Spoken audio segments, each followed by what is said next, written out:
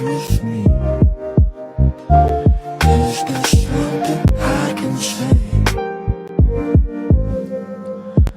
to make you wanna stay with me?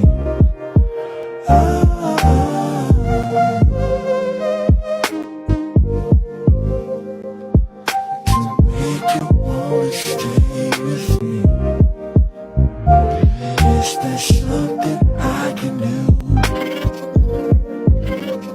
to show my love for you?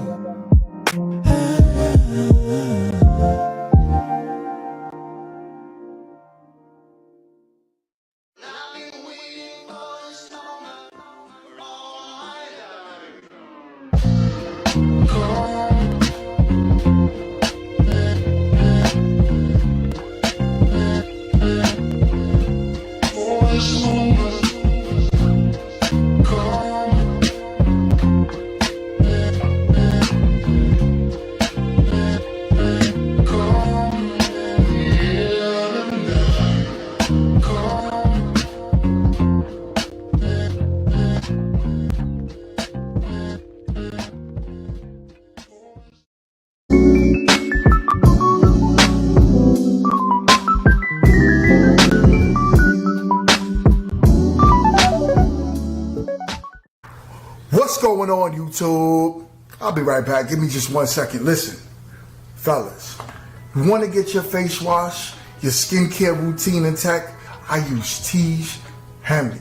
It's a daily face wash with an AM, PM moisturizers with instructions in the box that's very clear on how to get it together. I know this is not something common that us men do, but it's very important that we take care of our skin. On top of that, the ladies love it. Get yourself a box of Tiege Hanley. It comes in the mail, ships within a week. If you click the link in my description, you would get 40% off your first order and 20% off a lifetime. On top of that, sign up to the app and you'll get even more deals. Me, I got a special. I got the grooming kit. I was able to get my nail clippers and everything that I needed to get myself together to go outside. Tiege Hanley is the way when I tell you the perfect men's skincare routine. Get yourself a box of Tiege Hanley.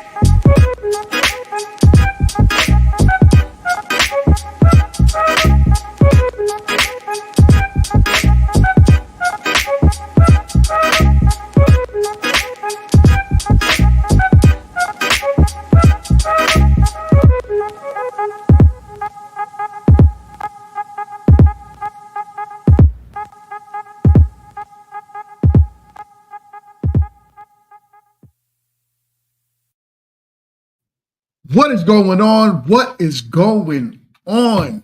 You, so we got the ladies in the building tonight. What is good? What is good? What is good?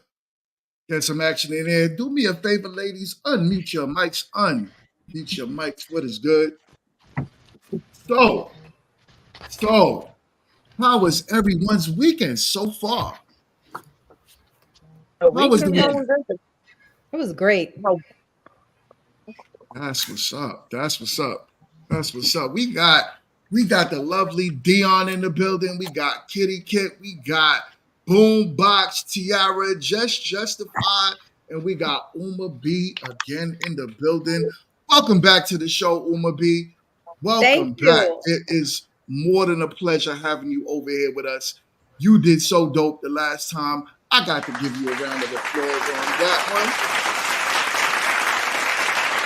Appreciate it. Thank you guys for having me back. I'm excited. one. Nah, it's all good. It's all love. It's all love. So today is going to be a great topic. I said today, what is wrong with me? Today, we are going to talk about divorce. When is it time to give up? When is it that time to say, I'm going to throw in the towel and there might be something else out there for me?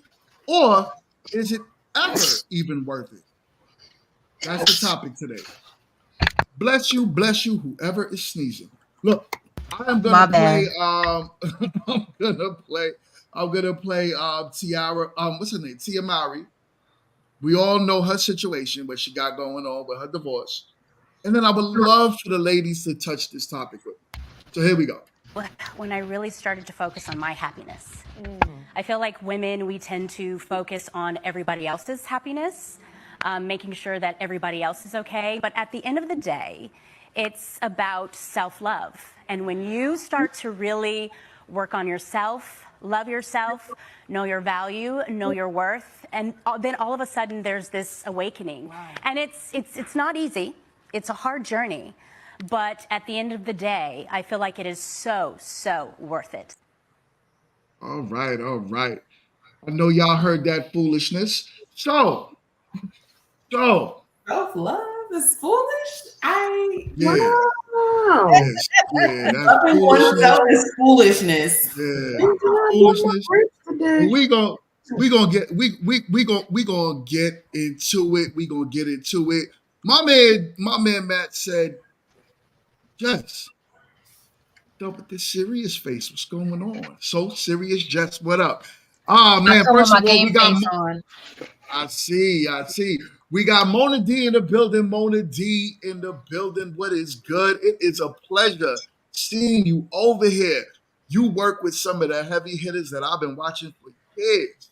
And it is a pleasure having you on this side. What is going on, Mona D? I'd like to also thank everyone that's watching us on multiple streaming platforms. Continue to watch on those platforms, but I would say come over on this side also and subscribe. Hit the subscribe button. And as you come in the door, hit the like button. Hit the like button. Hit the like button. Mona D says, hello, GMT and the ladies. What is good? What is good? Hi, Mona D. Hey, girl. What is good? All right. So let's get into this topic. We got MRT in the building. MRT, what is good? What it do? What's good, Matt? So I don't know if you toxic one on this panel. I think it's Kitten and me. And I'm playing. I'm playing.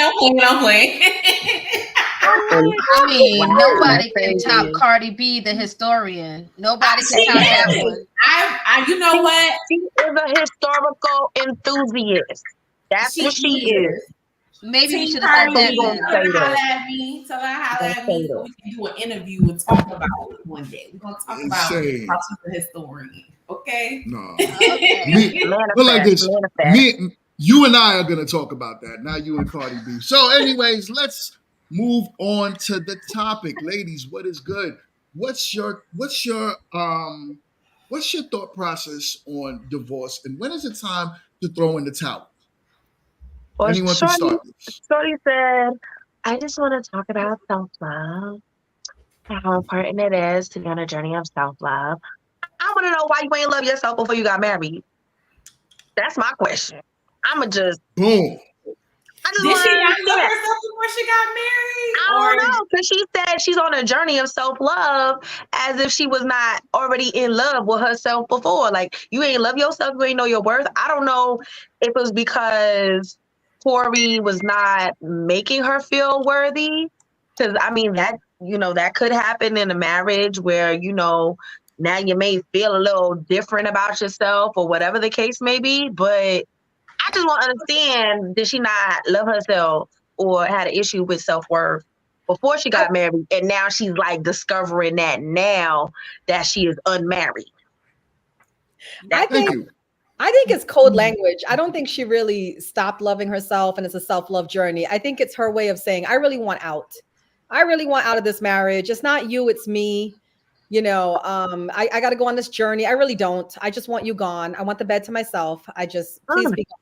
That's what I think. And I am an advocate for divorce, because the problem right now that we have in our nation is that there's too many people getting into these committed relationships without doing the proper vetting. So we're not really with our right person. We're not equally yoked.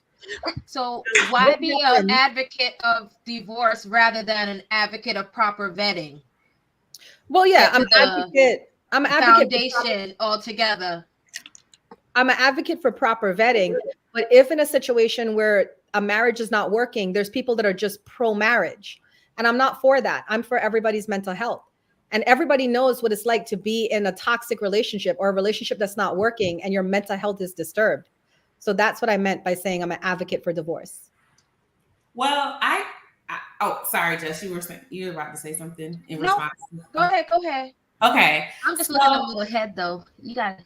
Taking a step back from the clip and what Tiff said or Dion said, I think some people get into relationships looking for that missing piece of themselves. And there's these expectations people have in relationships, serious relationships and marriages, thinking, okay, this person is going to complete me. Or once I get married, once I attain this type of relationship, this is how I'm going to feel. I'm going to feel better about myself. I'm going to obtain, I guess, the highest level of society. Because you know how some women, when they are connected to a relationship, they feel like they're whole. They have a person. I'm not going to just say they have their person.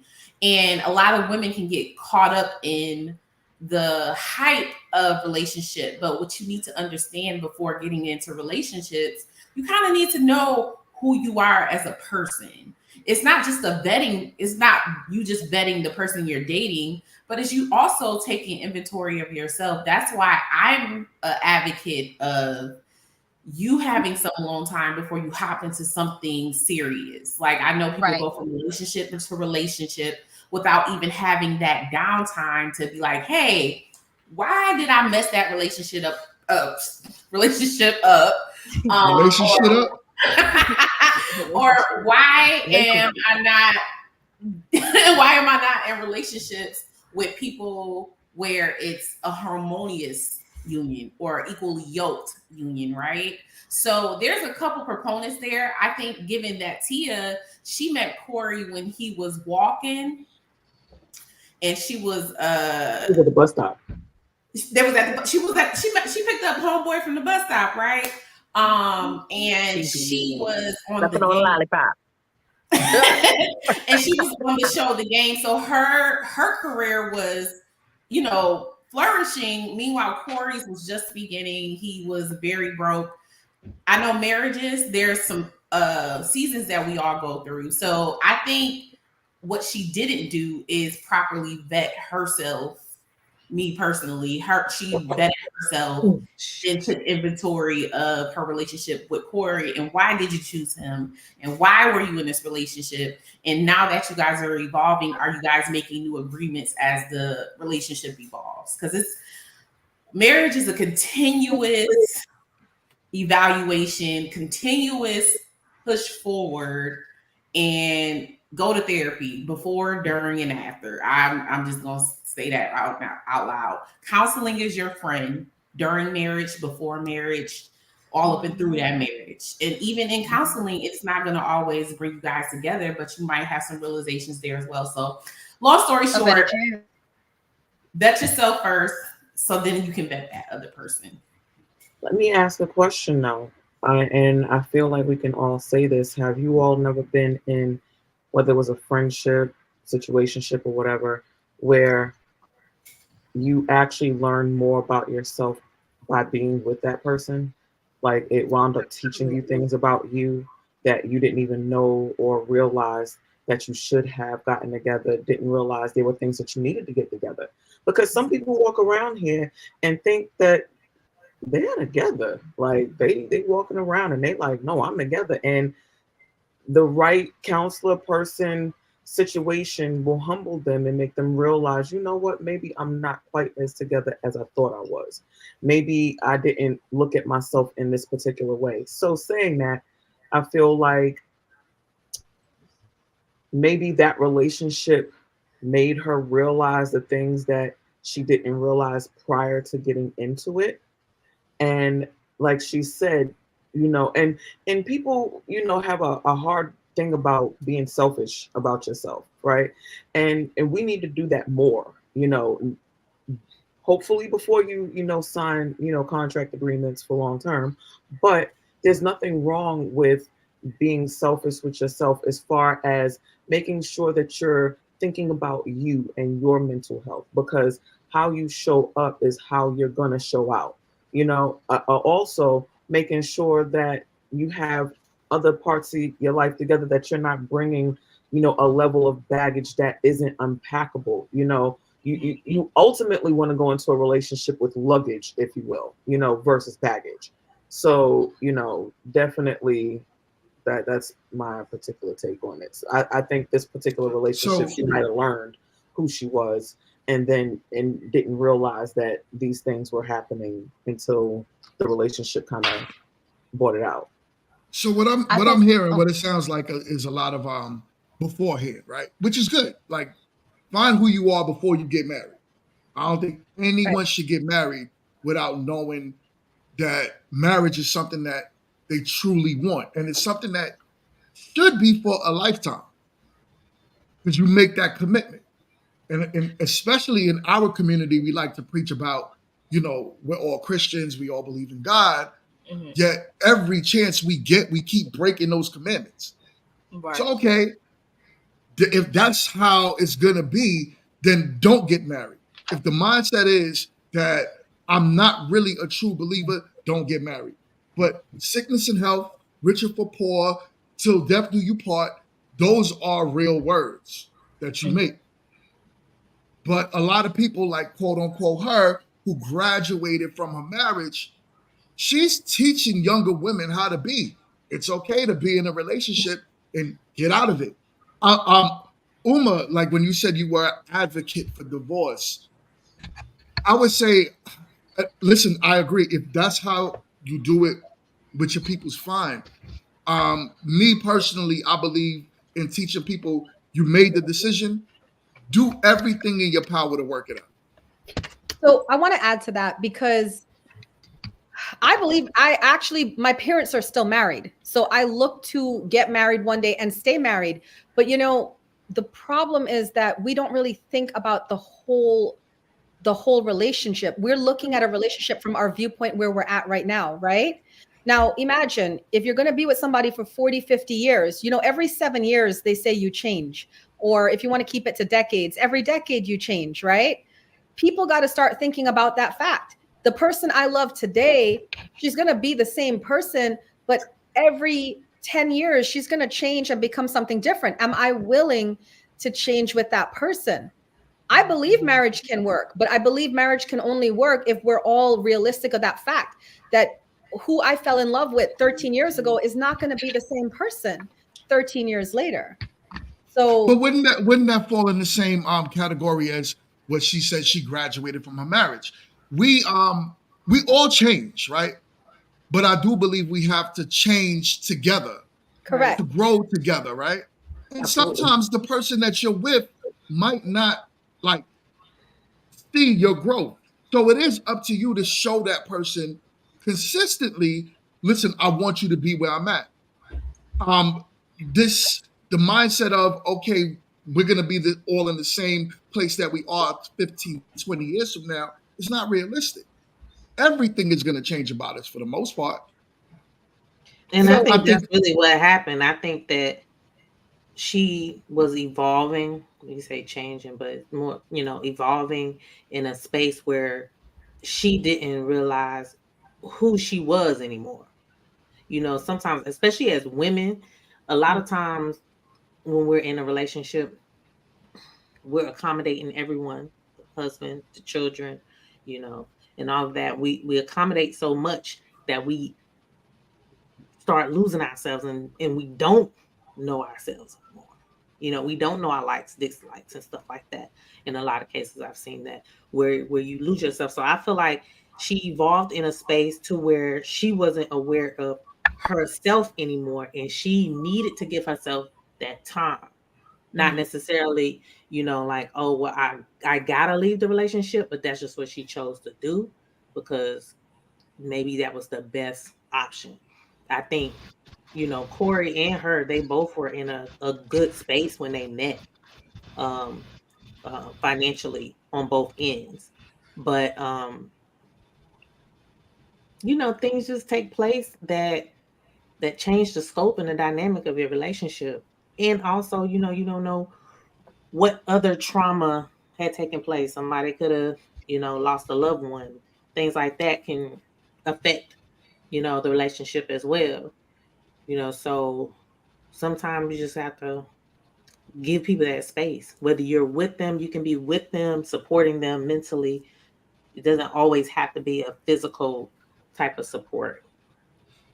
So I feel like also, though, one of the major flaws is leaning on happiness, pretty much.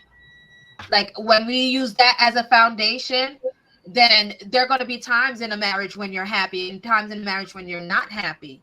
So you cannot lead with that as a foundation of a marriage for the most part, because then you got to figure out, ways of coping with when for the times that are not happy. So and if that's part of evolving. Right. And that's one of the reasons she gave us. So if that's one of the reasons you gave, one of the main reasons you gave us, that's not, to me, that's not a sufficient reason, especially with children in this marriage. One who's like, 4 or 5 years old or something like that. I feel like that's where, as much as you want to do self-love, you can do self-love in an island over there with the amount of money you have and figure some stuff out, take whatever time you need, hire a nanny, do something, and then come right back and get it together, because for the foundation of your child as well, figure it out.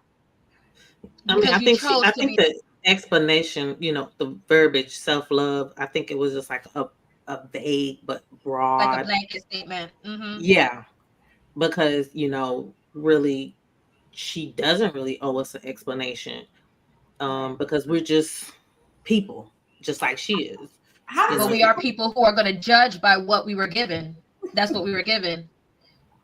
Yeah, I mean, we all are welcome to judge, but marriage is a safe, sacred place that you're welcome to judge the relationship, but it's not your relationship. You're not in it, so you can't really judge it without, looking at yourself and just, being like, well, it's really not none of my business. It's not really my place to state whatever the case, whether he's broke, she's unhappy with children. Like, we're just basically just trying to judge what she said, and I don't even think that that's fair to her, because it is her marriage and it is her relationship. No, we got to judge what she said. The reason why is because she said it publicly, right? Well, yeah, she said that publicly, but she did not give us an indication so broke down the marriage. Like, what were the steps taken before you got to divorce? Like, for example, you said so then do that then. Happy because she's divorced, and is she unhappy? I don't know. Yeah, she's not happy. Why is You she know not what? happy? You What, know what what? indication have we gotten that she's not Because happy? she's on TikTok every day talking about her relationship status and how she wishes she could find a man that has the values of the man that she left. I think she's using that as an outlet. Like what I've noticed is when people get into these new phases, because I've definitely seen a lot of YouTubers do this as well. There's been YouTubers that I've followed for years, from their dating to their engagement to their marriage to the demise of their marriage to divorce. And they all continue with sharing the journey and how it's going and the ups and the downs and et cetera. So I just feel like she's just using this as an outlet. But still going back to what we were talking about before, where was her self-evaluation during the marriage? Because I feel like that's something that we do need to also look at. When you're in a marriage, you still supposed to be self-evaluating, Yeah, you should. doing some under stock on what's going on with you. Like But everybody I'm a evolves differently, and everybody evolves at a different pace. right, So but was she using the tools? Was she seeking out individual therapy as well as we marital don't. That's what therapy? I'm saying. We don't. You know So what I'm We she don't saying? know chose what she was commitment. doing. We're all making assumptions. She at chose this commitment. Her involvement needs to be involved in that commitment. But That's what? what she chose. But what? But we still like we really don't know. Like, what if he were already threatened divorce, and then she just said, "Okay, I Well, want a divorce," and then she just that's went what. wearing Well, the then she needed blame. to tell that to the public, because what So she we- gave Why? to the. Well, here's the thing. She gave something. She gave an explanation, and for how important the choice of marriage is, you cannot just leave it as that and it be okay as a blanket. Like, then don't give a statement at all. There are people who don't give statements when they get divorced. Yeah, she I didn't. agree. My thing is, don't give a statement at to all. give a Just don't say Because nothing. What I'm saying is The- her statement was vague and it said, "Okay, well, self-love." So That's at the whole some point, let's just say it's very vague, but she's also saying like she lost herself somewhere. Right. For you to use the term self-love, you That's lost yourself, and you need to tend to you, So right? let So me read this super chat I wanna, really quick. We got a super chat from Queen Lala, $4.99. She says supporting girl. the lady What up, Lala? tonight. Hey. Chat. Queen Lala Appreciate in you. the building. Thank you, Yo, Queen. listen, Thank you, girl. Lala. Wait, hold on. I gotta get. So Queen Lala, we gotta get you on this panel. We gotta get you on this panel. So, all right, ladies, go ahead, continue with the conversation. I wanted to chime in on what y'all were saying as far as like how she lost herself, right? Or that could be the reason for why she divorced. Obviously, I've never been married, but I will say I have an idea of what that feels like to quote unquote lose yourself. If you don't have your own mental stability in line, you can't even operate for yourself. So like your mindset and your willpower is everything that you have to protect.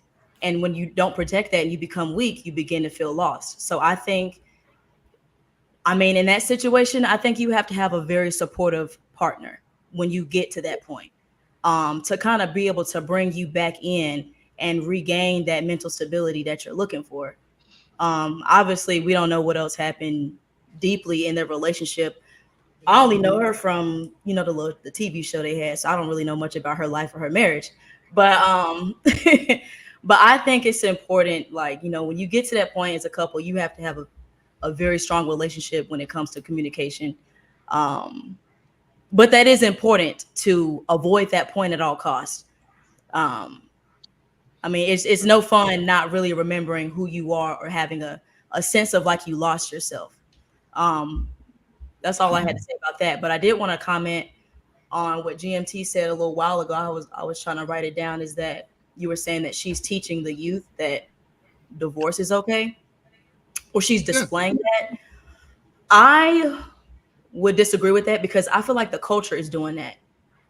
The music and the entertainment world, the things that we idolize, is promoting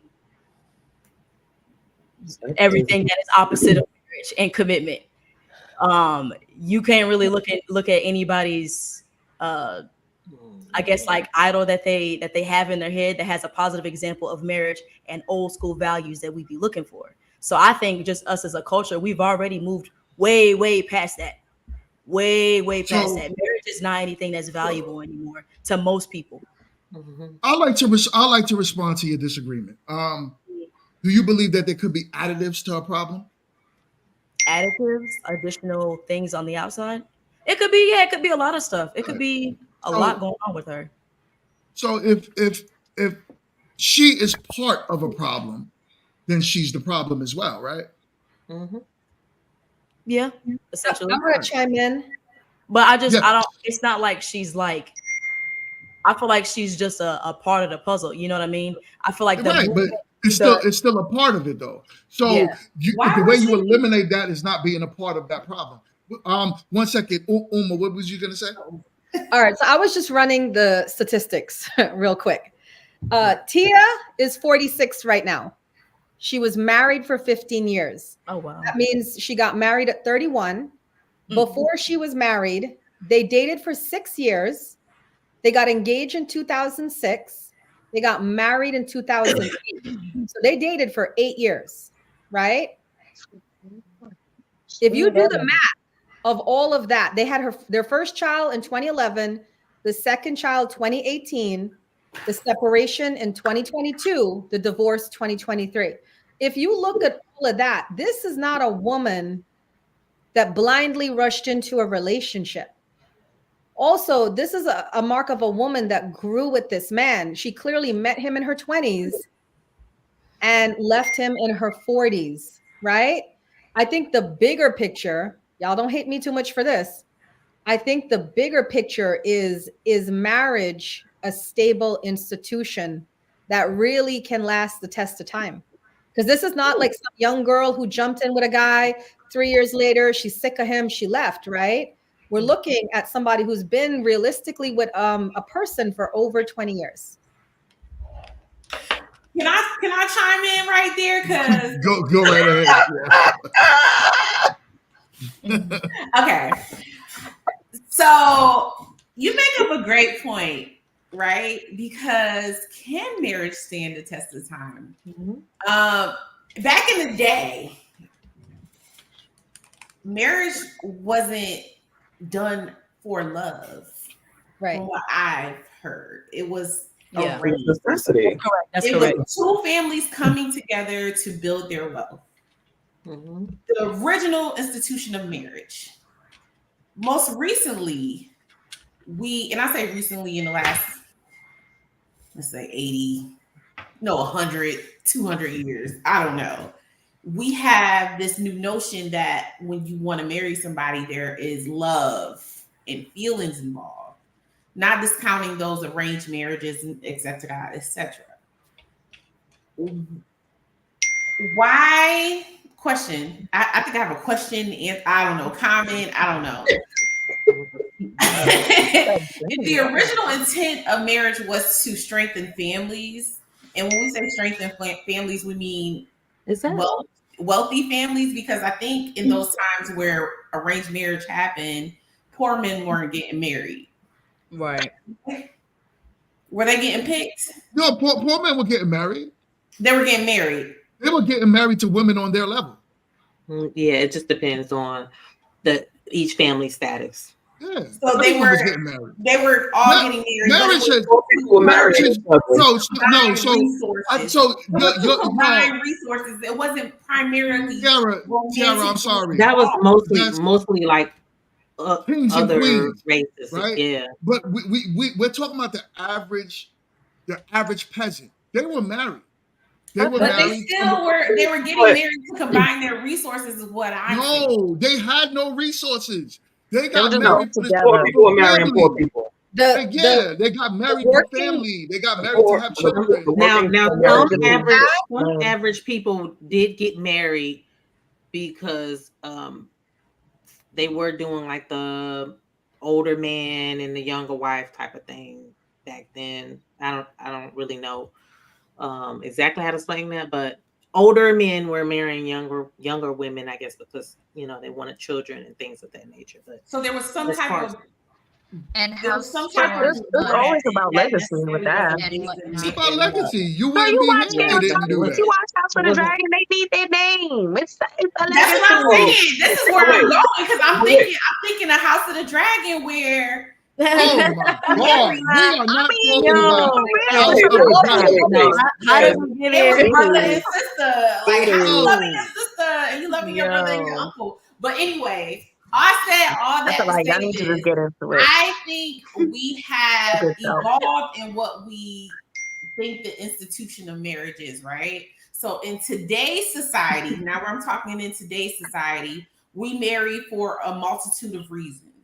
I'm going to speak for myself. I married my husband because I love him and we are partners. We are friends. We are partners. We went into this marriage because we You are put also a business capital partners, P on right? that partner word. Huh? You put a You know that's capital P on one of partner. Mingo's. Because we are partners. We You have know that's equal, my buzzword. we have equal Why do you say investment it's not a into this partnership? relationship. I'm coming with stuff. You're coming with stuff.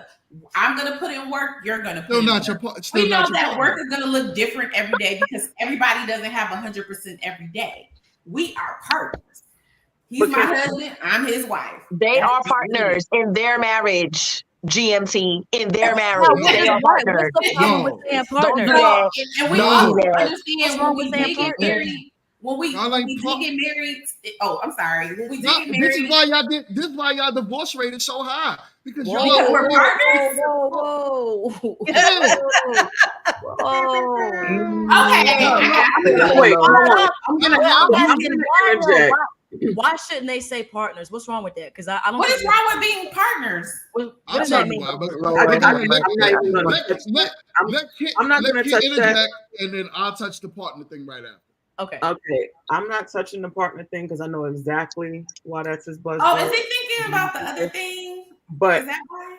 I don't know. I know. I want to hear it, so I'm I just gonna wait. understand. I understand as far as like when he's talking about why partners or partnership is an issue because it's hierarchy as far as within a marriage or relationship. But I also personally feel like all relationships and marriages need to be doctrine in the way that works for them. But I feel like, okay, so Uma, I feel like you're like my like mystical like sister, like Shiro kind of like girl. Like we are here on like cosmic levels and stuff because I'm about to say something that's probably gonna get me fired from the podcast. I'm telling y'all I love y'all now. Who say it? I just want to let y'all know. Who say it? Okay. But whose phone is that keep going on? Oh, I'm so sorry. Y'all can hear that? Ding. Yeah, I've girl. been hearing That's them you. dings.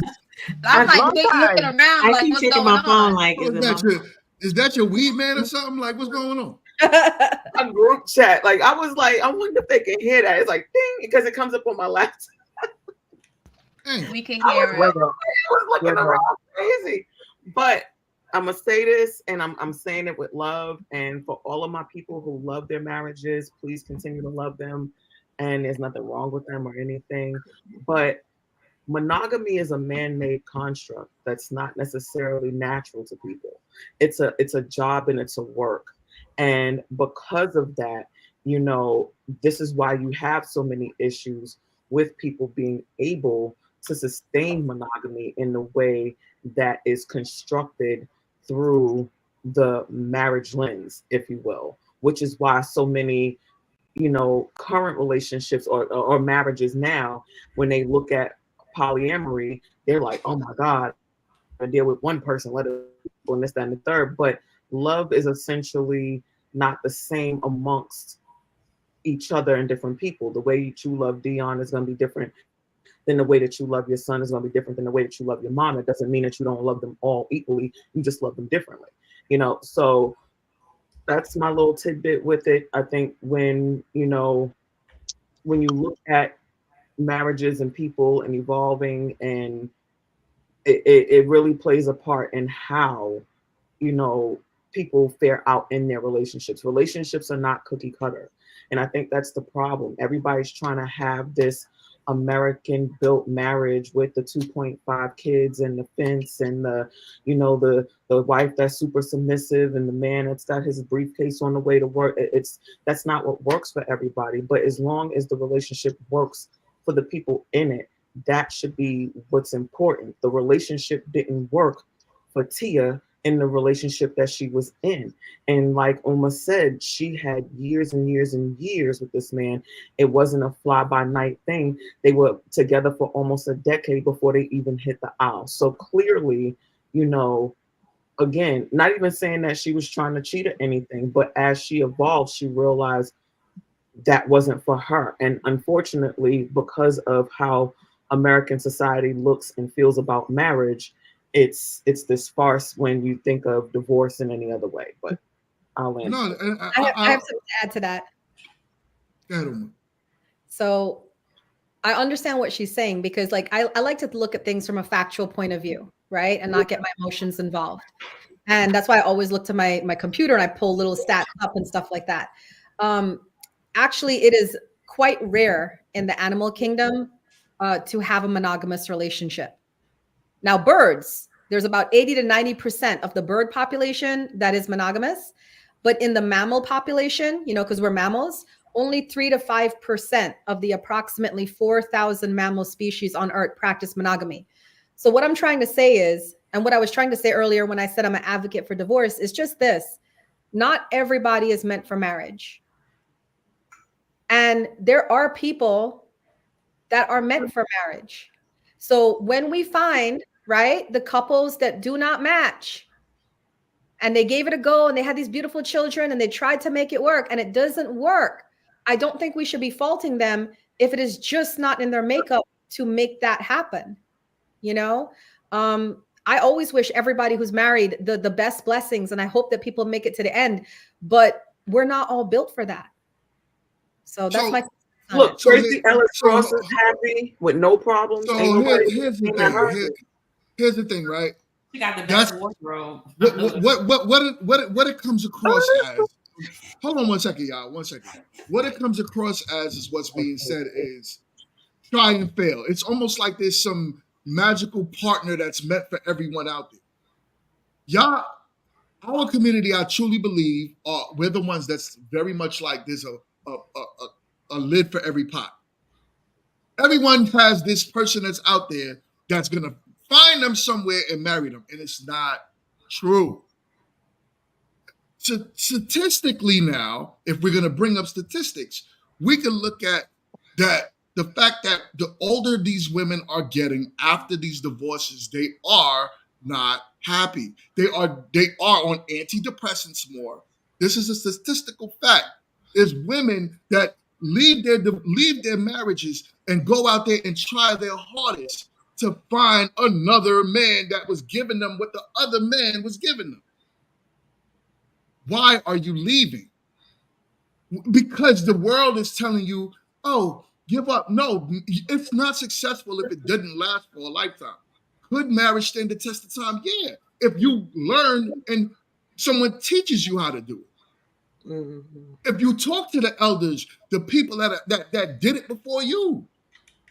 But when you talk to people that's like, oh, yo, you get a divorce, it's fine. You'll find somebody else, hopefully, if that's what you want. Or maybe you don't want to be married. Maybe you want to be the cat lady. Fine, be a cat lady. But you know what I don't like that.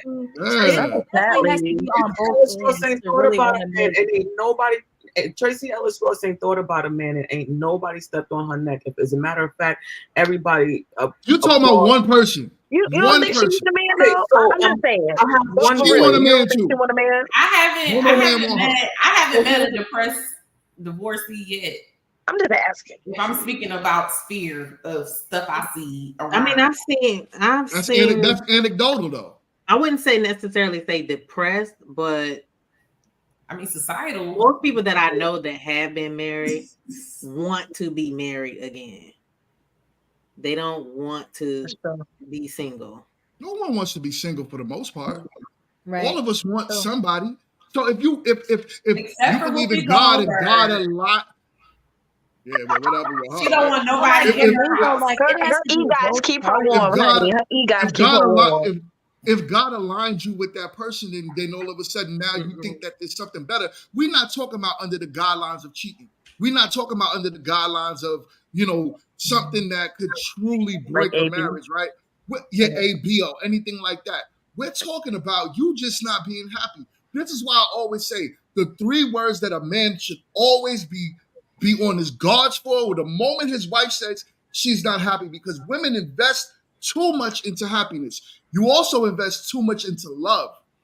But like, see, but Hey, Mingo, the hey. thing with that though is that this is women are 100% emotional creatures. It may sound, which it can sound anecdotal or ignorant or irresponsible to leave a marriage due to happiness, but women actually experience more negative emotion than positive. And when you have something like that, our emotions get amplified and ignited so intensely to a certain point to where you will crash out at some point.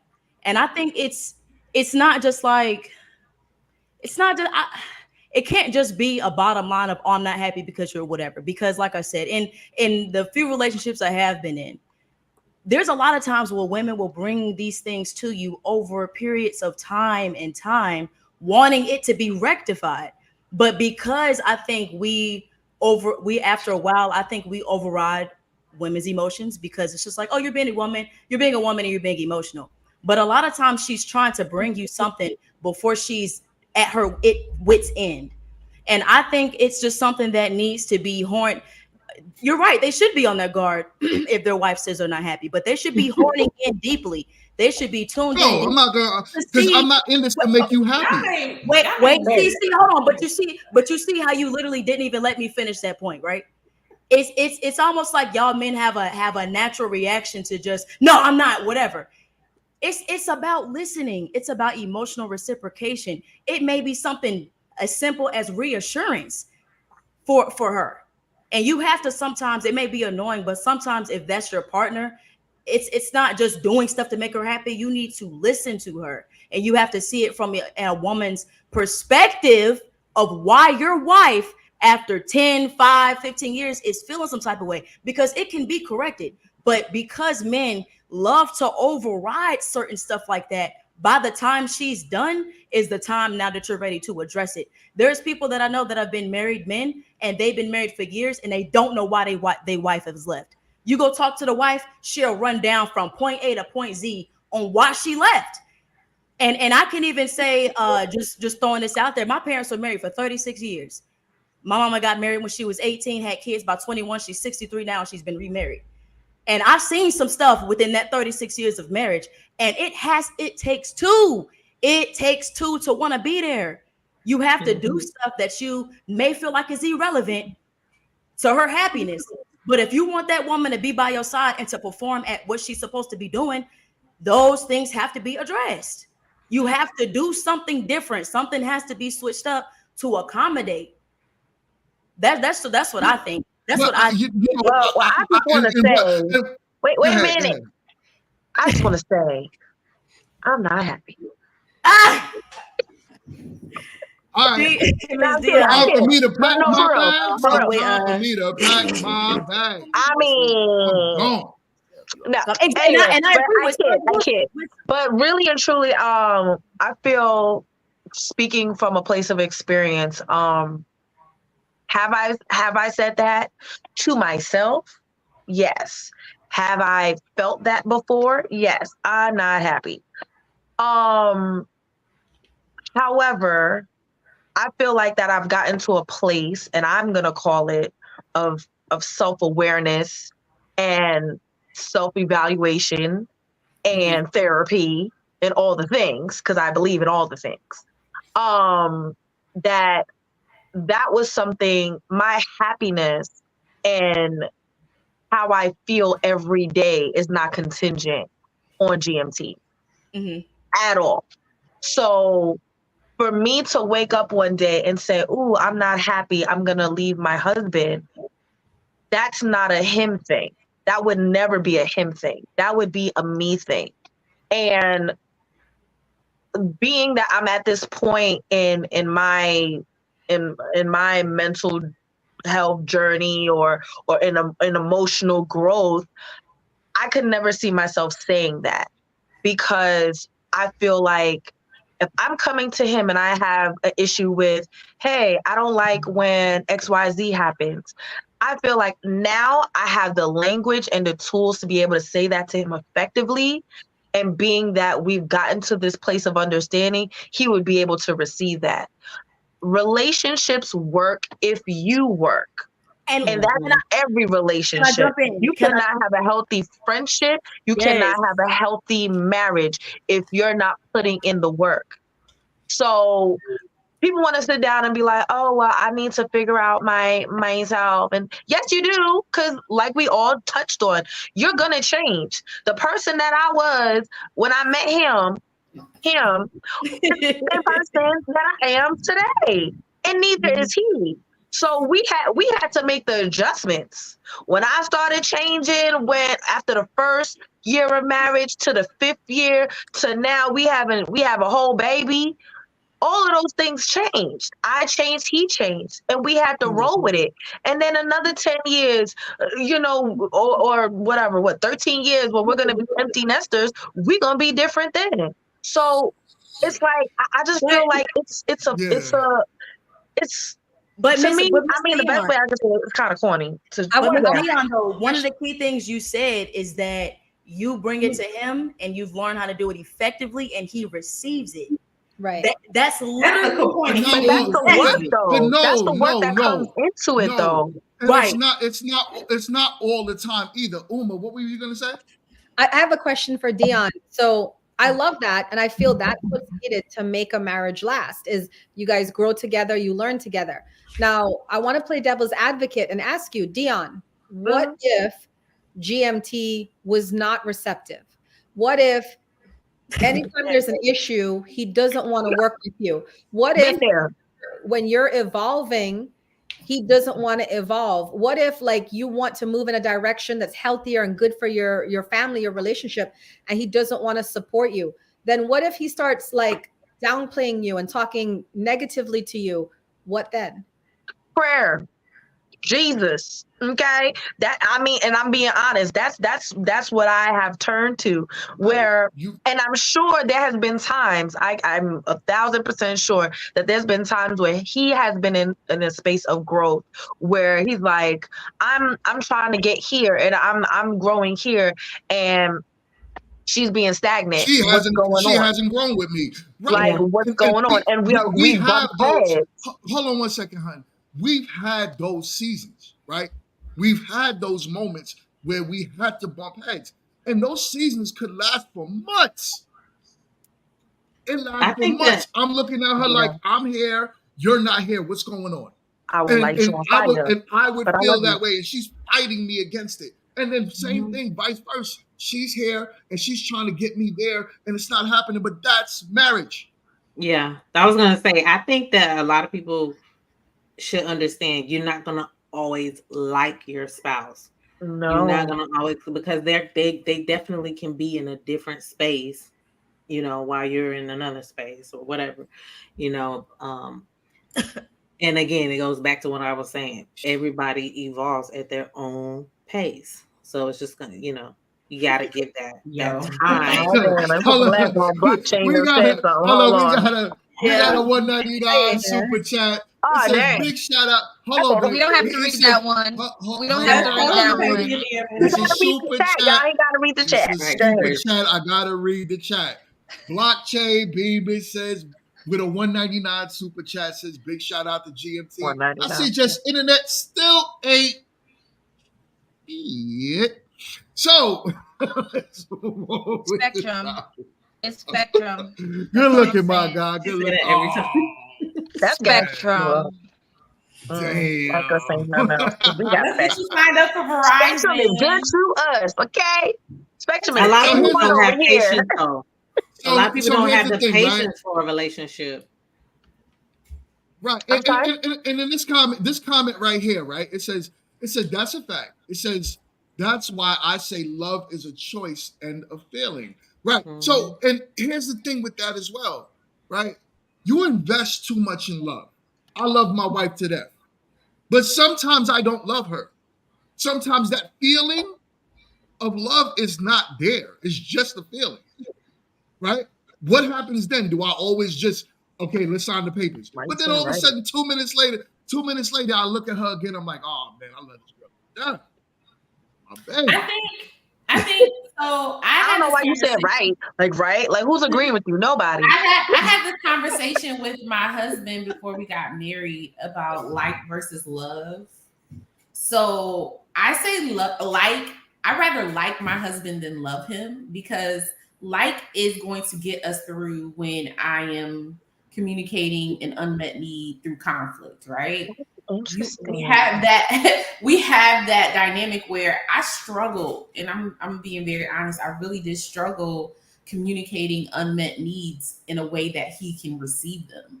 Right. So I had to evolve in the way that I communicate unmet needs, because my communication style was, you ain't doing what I want you to do, and I'm gonna give you the count to 10 to get it right.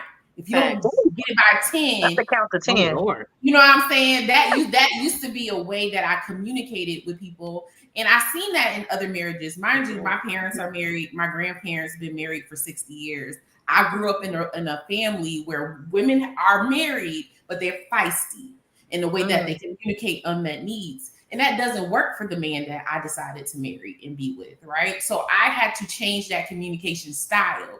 Hence, this is why we say everybody's marriage is their personal way and how they want to build with each other. And because of this establishment of like between us, so we have likenesses, as in we find things in common. We have safe words. We have little sayings to like put our guards down so that we can communicate effectively between each other, even when we're beefing with each other. And we have been through newborn. We just had a baby. So this newborn stage where you're keeping score on different stuff and you beefing because you not the same, he not the same. We trying to figure out, we ain't got no sleep. It's a whole bunch of stuff happening around us, right? So we had to come to grips with what are ways for us to put our defenses down so that we can effectively communicate our unmet needs. Now that work came from counseling. It comes from individual counseling. It comes from us doing marriage counseling. I'm a big proponent of that. If you really want to get to the heart of your communication style, having that mediator or that counselor there to listen to how you talk to each other helps you kind of like hash out whatever your issues are. It helps us communicate effectively. And I realized that I take the same, I want to say, proponents to friendships as well. I know we're not talking about friendships, but friendships are definitely work as well. If you want to water those relationships, you have to find a way to effectively communicate an unmet need. And you also have to understand how the party receives that in conflict, because that can either be do or die. And a lot of people are taught to flee. They're never taught to stick and stay. And I've been, that's my problem, Tiara.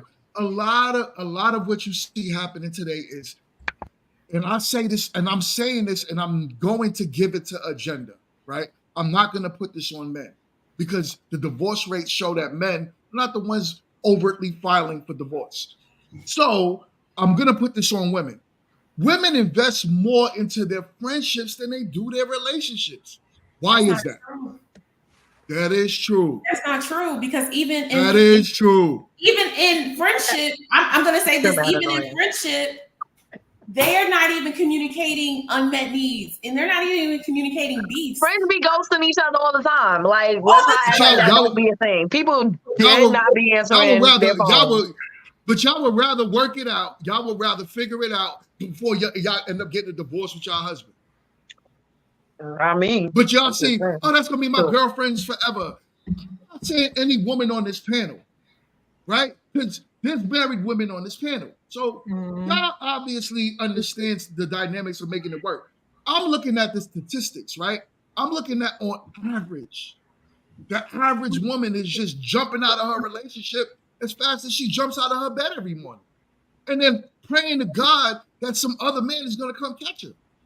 That's the problem. Lord have mercy. But like, I mean, how do we know if there's anything that was deeper going on in the divorce though, or like in the relationship for why they just up? Don't matter. It don't matter. We're not talking about cheating, right? Average. But what if that was the thing? If something as far as cheating goes and it's something you can't look past, because I don't even feel like I understand it on the men's side. I'm not gonna lie, but that's a different topic. It's a different topic. I understand why men we don't accept it. No, we ain't segueing it. But when a man cheats, I understand some women can see past it, and if they could see past it, fine, right? Wait, repeat that.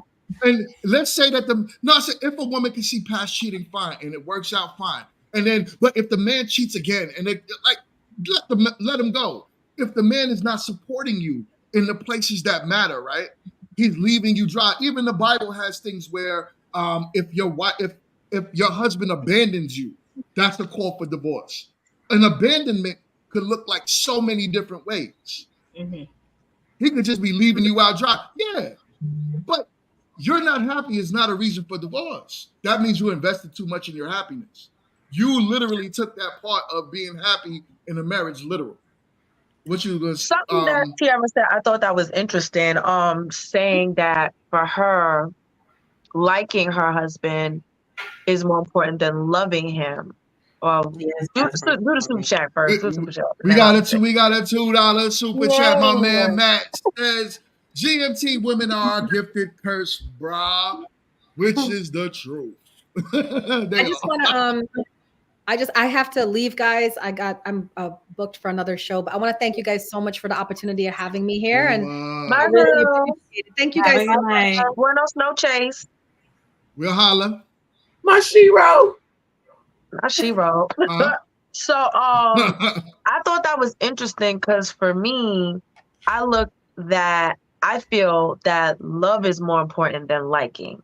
Really? And I base that primarily on my personal belief system as it relates to the Bible. So that's what I go off of. Like, okay, well, I don't feel like love is fleeting. There's more to love than just it being an emotion. People have it read at just about every daggone, wedding at this point. It's in Corinthians where it says love is patient, love is kind, love is long suffering, love bears all things, love, this is what love is. So if we're putting two people together and we're saying, I love you, it's not just a flimsy word. It's not this whimsical, over romanticized, fantastical word. It to me is a duty. There is a duty there where you're promising all of these things. I'm going to be patient with you. I'm going to understand you. I'm going to bear the weight of just the heaviness that life can bring because I love you. I will take that off of you. So liking, I don't have to like GMT all day. I don't. And sometimes I don't. But I love him every day. The love is what gets me through. And not in a sense of like, oh my gosh, it's just the most difficult thing in the world. It's the fact that I made a decision to love him. I made a decision when it came to, okay, not just in marriage, when I decided to say I love this person, that changed the game for me. I wasn't just throwing that word all willy-nilly. You see that comment? I gotta put my glasses on. Hold on. It says, you better love my boy. Okay, Matthew, relax. So anyway, like, whoa, I don't remember seeing you at the wedding, boy, but I appreciate you. But anyway, you're gonna be invited to the next next wedding. Not like that. devouring doing. Devouring Oh, look doing, at Kid. yeah. Yo, We know I what didn't you, mean we know I what didn't you mean meant. We I know what didn't you mean it meant. like that, Kid. Yeah, I he ain't crazy. He ain't crazy. didn't mean it like that. But So no, I anywho, definitely I'm over agree here with eating I my definitely goat agree tomorrow. with you, Dion. I definitely agree with you because Well, like when you I say said, like, I just say like I just really dig this person and I made a commitment to this person, and that is I get that like versus love thing from my mother because she said, you know, when a man just likes you, he just wants you around, he wants to see you happy, but he's also making a commitment to be there even in the hard times. what is okay, what but is you that don't think that's noise? love? And she told me it was like, and I was like, okay. She said, if he likes you, he just likes you. And then she said, but love is a feeling. She said it's more of a feeling. It comes and it goes because love is like, you know. Wait, That's exactly That's what the I way just my said. mom explained it Yo, to me. So I ain't gonna, y'all ain't yeah, gonna that's be that's easy okay. on mommy. She was right because That's she's what been I'm married. saying. It's okay. I mean, forever, she still was teaching you something, but yeah. I mean, Tiara, we you got take a it. What feedback. is that? Yeah, What is who's that? That's feedback? not me. That's That's not not you. me. I think Hit, it's hit the mute Jess. button. I think No, it's that's not Jess. you. Let me hit mine. I'm telling you, I think it's Jess. I don't know No. why. It's gotta be. Not why we put on Just hit your mute button. I'm muted. Somebody got a feedback. Somebody got a feedback. It's A not bad me. one. Hold on. Let me see.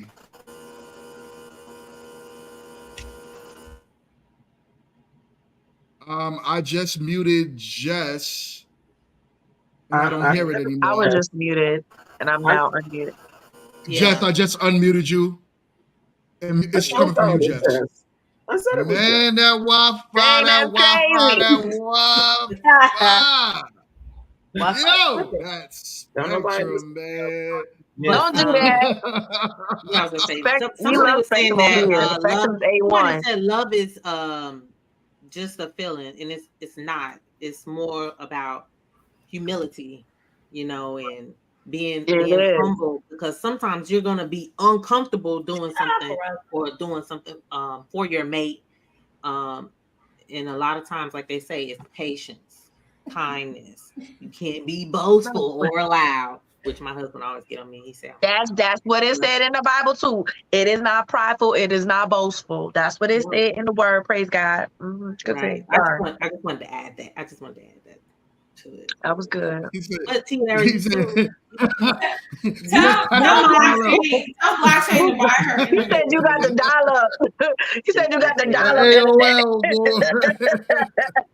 But Tiara, I think your mom, the way you explained it is her point of view on the guy liking you, like how he should handle you overall, not just like being the main factor. But you can tell a guy likes you by how he handles you. I think that's what the way you were explaining. She was explaining like she was just explaining how guys or men are intentional about people they want in their lives, specifically their wives. And this is just based off of her relationship with my father.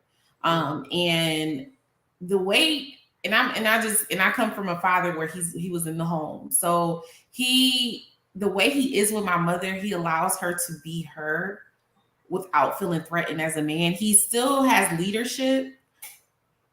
He is the leader, right? But my mom is her. She is very ambitious, very outspoken. She is me. Actually, so if you want to understand like who my mother is, we are the worst probably to a lot of men. But to the men that love us, they get it. And I think things like that is like they are comfortable in their manhood that they don't have to. It's not, you know what I'm saying? So hold on. You better lay off my girl, bro. 1 second. Yo, so wait, here's what what did we he gotta say? do. Wait, what We gotta do. That told you.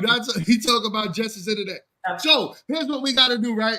Everyone hit the super chat button, $1.99, $2.99, it don't matter. We gotta donate to Justice's internet fund. We are gonna start this. Crazy. We are gonna make this happen. Maybe We are going we could just switch her to Verizon. I know a guy. You know a guy. Relax. Relax. We're not doing that. We're gonna start some game wars in here. We don't want that. We're gonna have some game wars in here. We're gonna have the V's over the S's. Don't do that. Now, We don't need that kind of drama. my box closer. If it doesn't work after that, peace, Spectrum. Nah, this is Yeah, just looking you like got it. You gonna have to AOL. leave Spectrum This out there. is This is AOL, straight bro. It's hard giving catfish. internet. But I do have a question, right? And I'm not, yeah. So my question is, being that, okay, I feel like, some of us either know someone that's been divorced or have family members that have been divorced. Do you feel like the advice given from a previously divorced person is substantial? Would you find their advice to be valuable? Because I feel like I'm asking the question. I know, but I'm just gonna give my little viewpoint on it. Is I feel like sometimes what I've noticed with some women, I ain't even gonna hold you up, some of them be older, like the seasoned saints. They give a little bitter. I'm just saying, they give a little like salty, like, you know what I'm saying? What I'm saying is this. What I'm saying is this. But go ahead. Do not listen to a divorced woman. A divorced woman will keep you single because she is gonna. I agree that you disagree. Well, and here's why. Why I say that is because usually a lot of women come out of divorces and preach, I'm happy and I'm better and I'm this and I'm that. But like I said, I look at the stats. I look at what studies are saying about divorced women. So don't listen to divorced women. When you hear a man get divorced, talk to him. Most men that get divorced will still tell you marriage is not a bad thing. I've had a lot of divorced men tell me don't get married, especially the old. Especially I don't know who you talking to. I'm sorry, GMT. And then they advocate to me for why they'll never get remarried. Like I've talked to way more men in my lifetime. I've talked to way more men in my lifetime, and I can tell you that most divorced men will tell you that. No. What are you talking about? There's men on the internet all day long that was married and still stay Okay. marriage. I got a question. I have asked my homies, like, so how's the married life? Like what's going on? Well, I mean, it's cool or whatever, but because they trying to clap your cheeks. Ain't nobody thinking about my cheeks. I've known him, like, case in point, one of my friends that's still married, known him longer than anybody's person. You asked him, again, yo, what up, homie? How's married life? Things going, whatever. And, it's cool, but if I get divorced, I'd never do it again. I'm about to say I would never. They do be like that. They be like that. They do though. Why have you married after divorce though? And that's a lot of them. It's a couple. It's a good amount. Right. Like I'd be like, oh boy. Right. Like I said, they want to clap them cheeks, but first married men are the most single men in the world. So if they wanted to clap cheeks, they would just express. Those are the married men that you around. I used to work. No, I'm around you, and somehow I don't think that about you. Ooh, right, but it's not all. Right, it's not right. all. And I didn't say all. I didn't say it was all. So don't be throwing your little shady shots. Mm-mm. Here's the thing. Boombox, go ahead. What were you going to say, Boombox? Mm-hmm. I just had a question. I was just going to ask, why is it okay to listen to the ex-married men and not the ex-married women? Because women give horrible advice. And the fact that you said that is crazy. That's very sexist. I don't like that. Oh, well.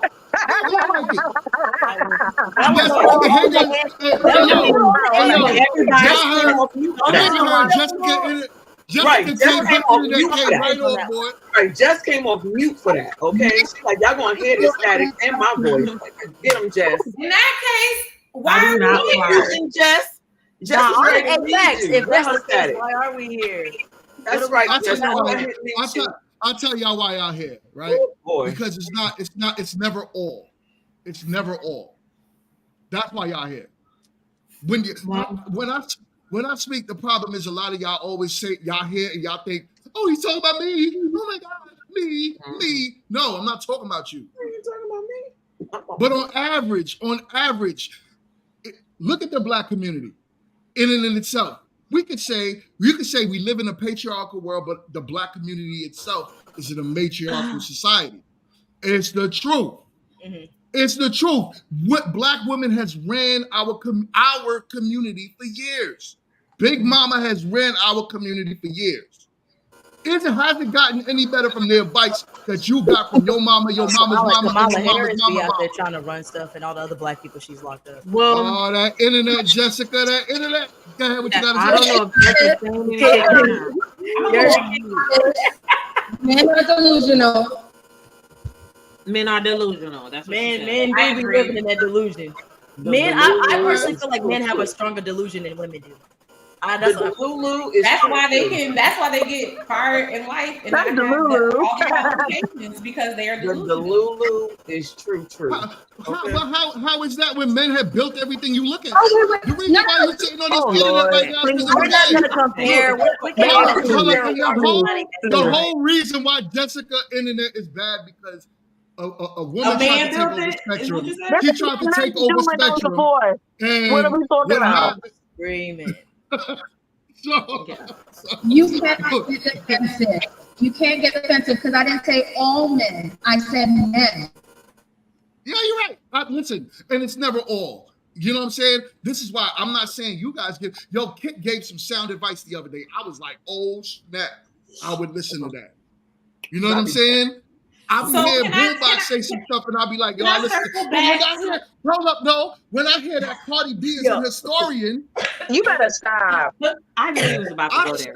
I was going to circle back to what Boombox said regarding why you can get advice from divorced men versus divorced women, because the divorced women I knew who knew I was getting married, the sound advice they said was listen to him before you speak.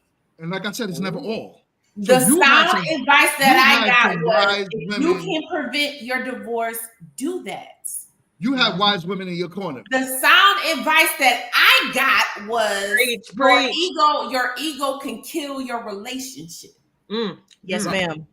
The sound advice I got from the Black women that were divorced around me was pray about everything before you say anything. Preach, sister, preach. Yeah. You better get them. Yeah. I was like, where's So I don't know who these folks telling folks not to get married, but amongst I would say community. You don't know. Folks, what do you mean they you don't know? Get married.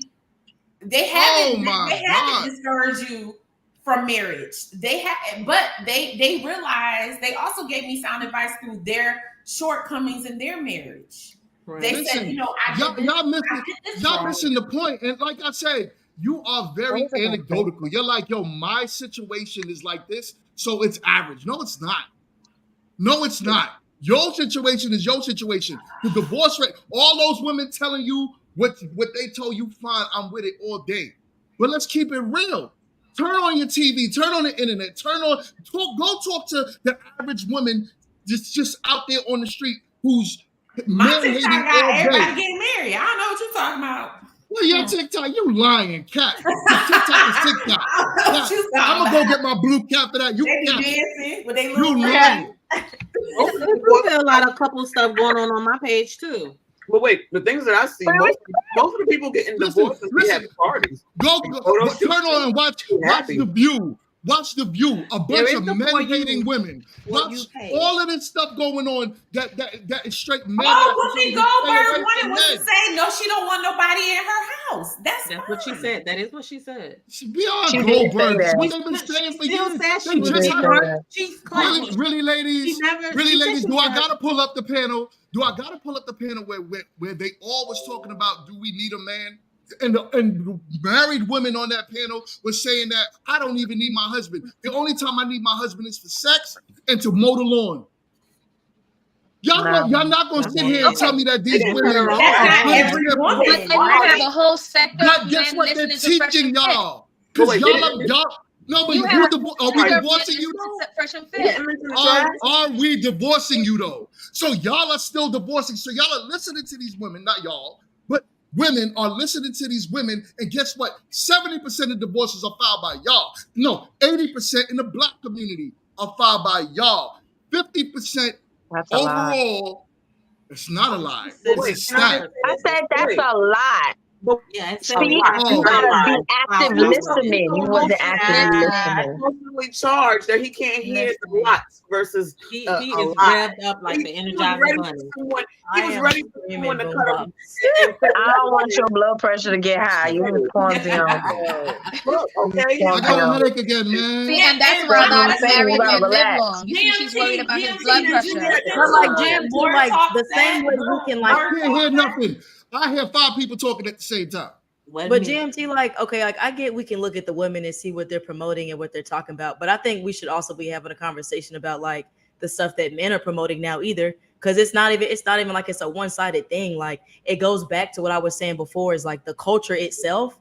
Everybody is promoting that. Like, and you hear men dog talk it more than women do. I think women For the past 4 years. I feel like women now are coming out saying crazy, ridiculous stuff is because men have been saying it for a long time. Women, Miranda, you showing your age by saying that. You showing your age by saying that. Because you obviously have no idea what the talk shows have promoted. But GMT, if we're looking at it, it's Gen Z, and where I guess I'm right at the millennial cutoff, or I'm right before Gen Z. Those are the ones that's going to be carrying out this idea that marriage has no value in nothing. We're going to see the generation for the first time actually develop into situationships and pleasure contracts and a bunch of bullshit. So there's certain things begin to fall off around your age group, but we're gonna really see the manifestation and the numbers. I'm old, huh? No, but I'm young because of what I'm saying. But all I'm saying is that when we really look at the statistics 5 or 10 years from now, it's going to be drastically different because it's Gen Z and 96 on that is going to carry out this mentality. And if you look at these modern celebrities and social media people that you're talking about, half of them are promoting who? They're promoting what? They're targeting it to the younger children because they realize that's the next generation. So it's not anecdotal or bullshit to say like, oh well, it's the age difference. No, that's a fact. You obviously you didn't hear what I said, because what I said was when I said that you're showing your age had nothing to do with you not knowing anything. It had a lot to do with you not understanding what was said in the media prior to you being born. Men literally just got divorced during this YouTube era. Actually, I'm gonna be very precise. Hold on. I'm gonna be very precise to what I'm saying. YouTube is my generation. No, you're missing what I'm saying. Men literally started speaking up for other men in a large number during that whole Kevin Samuels era. Mm-hmm. Before that, it was women that was trashing men on daytime talk shows. Oprah had to come out and disprove everything she said. You have to say, you know what? Black men are the most involved fathers. She apologized for her mistakes that she did. You had what's that magazine that was out? Oh my God. Cosmopolitan. Who had to apologize for pushing what they pushed onto women and furthering the feminist agenda of that I don't need a man. Yeah. Because guess what? I never thought that magazine was for us. All those white women were going home to their All those white women were going home to their husbands while y'all were divorcing yours. And they knew it. And they did it on purpose because they know, here's the thing. They knew that if they created divorces and they separated the man from the woman is the biggest spender in the economy. So they knew if you were out there, your man is not going to tell you, don't go buy that. That's not part of our budget. Don't do that. So the agenda to push divorce in our community was huge. I will say Y'all don't this, realize though. that? Wait, I will say this though. That's milk. Even in That our was a jug of milk. Oh no. Even in our entertainment, like, because people be like, "Oh, well, it was a feminist agenda and all of this." I remember INDEPENDENT. You know what that? We got our own house. We got our own car. Sorry, got excited. Job, work hard. You a bad broad. Wait, even Neo, she got her own thing. Yeah. We talk about Jay-Z, but Jay-Z. Hit them notes, girl. Big No one can't. No. But wait, Yo, what I'm but saying, no, stop. What I'm saying is that you all have a way of perpetuating things in our society. We live in a patriarchal society. Men are the ones that have the common power in our society. I'm not talking about directly. I'm talking about the Black community. I'm talking about the society as a whole. Paul put out information that said, "Oh, we are more desirable when we come and we have this certain level of thing." And then who put that out though? Who put that out? You talking about Neo? I'm talking about it wasn't just them. I'm talking about NDPE and these songs. Come on. You can't say that Sexy Neo Red, and Webby. You can't say that Sexy Red feeds information one way, but then can't say that Neo and all of these other listen, he wasn't, because here's the thing. No, men literally You gotta read the super chat. Let me read this super chat, please. Okay. Hey, don't be raising my husband's blood pressure now. I gotta live with that. So here's the thing. Baby, calm down. Queen Lala in the building. She sent that $9.99 super chat. She says, "So, are men telling women to dress and behave like Sexy Red, or other women raising their daughters to be Sexy Red? That's why women need men's leadership." Oh, girl. And it's true. And it's true. And it's true. Anyways, Kit was trying to make a valid point. Okay, let's go back. Let's let Kit. Let's let Kit say what she was going to say. That was irrelevant. Yeah. No, it wasn't irrelevant. It was not irrelevant. It was very relevant to the topic. Stupid. It was not stupid. It was very relevant to the topic. Just because y'all don't like something doesn't mean it's stupid or irrelevant. Just because it doesn't fit your narrative doesn't mean that either. But it's just not the point. But go ahead. Guess what? And clearly she needs men's leadership, and there's nothing wrong with that. A couple of people do, and there's nothing wrong with that. For those who need it, I implore them to get it, and I implore them to have it, and I implore them to embrace it and make it work for them.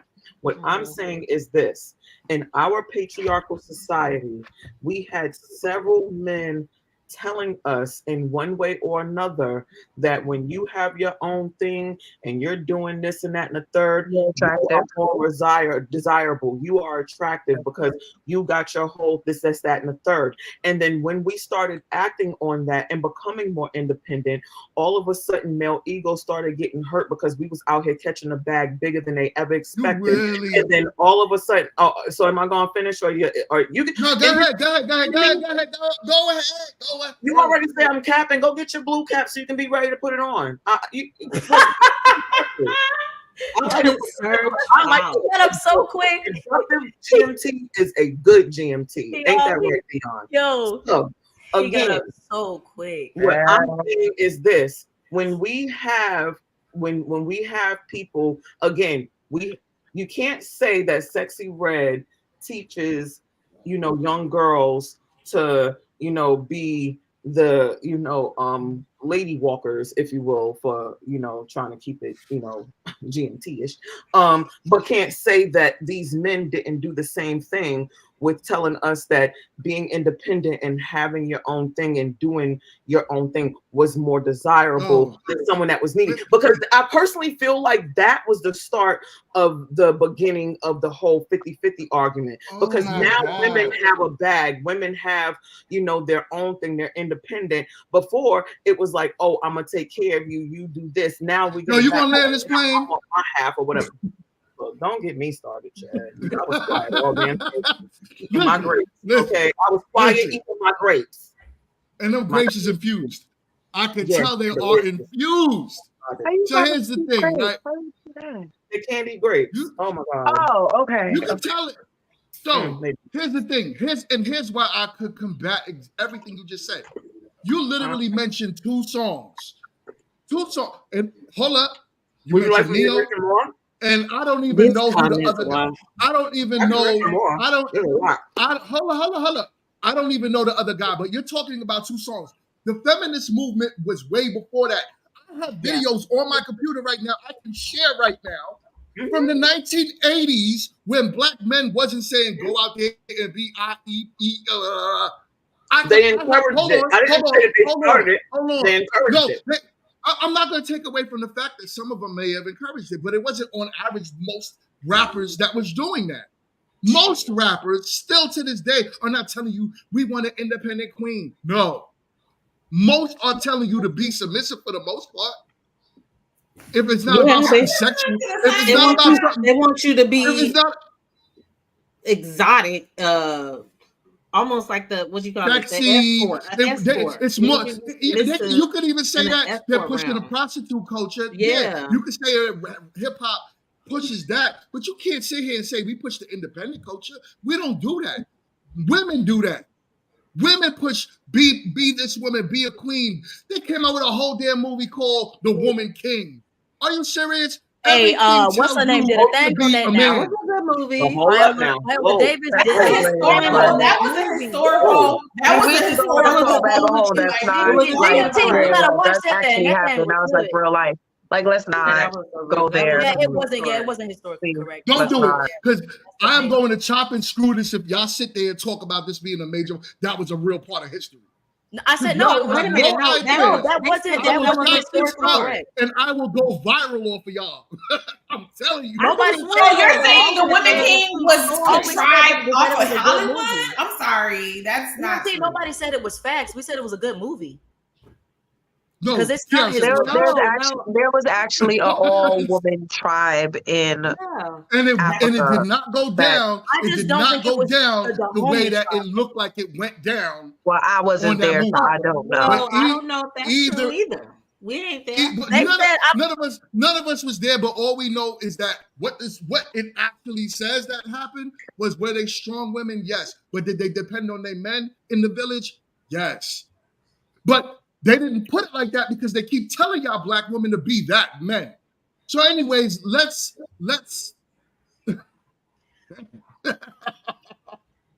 I got me losing my marbles tonight, boy. You lost some marbles before you got on here. No, I need some grapes. There's some grapes in the refrigerator. You should get some. I need infused grapes. So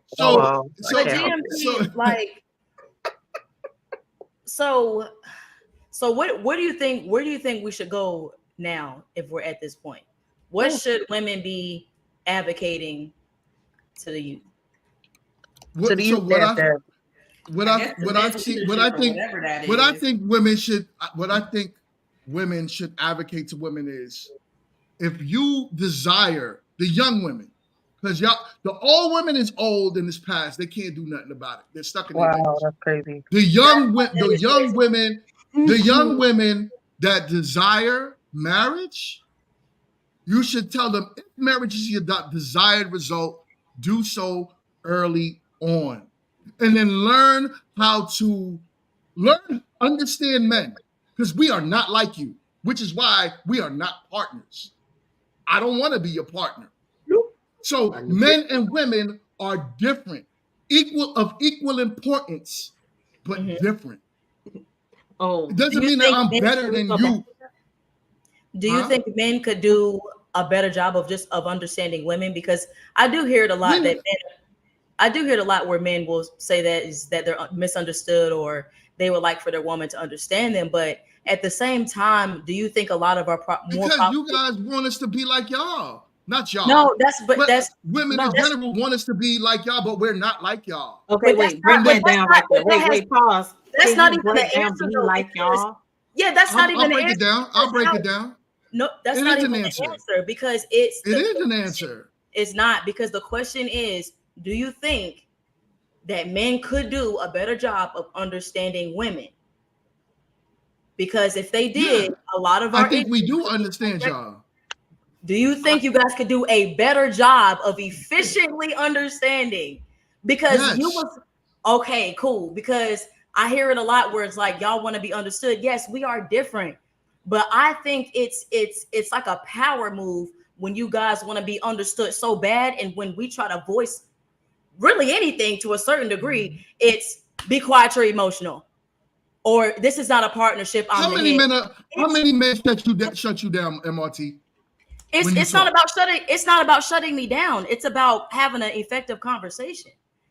right? And So it's, if it's you can about say listening. if you can say on your day to day when you're with your man, I don't right? have. Not on the panel, but when you're with a man, right, or any man that you may have been with. How many men sit there and try not to understand you that you've been with? Not saying A you've been few, with a lot of men, but what I'm saying is the men that you have been with, do they try not to understand you?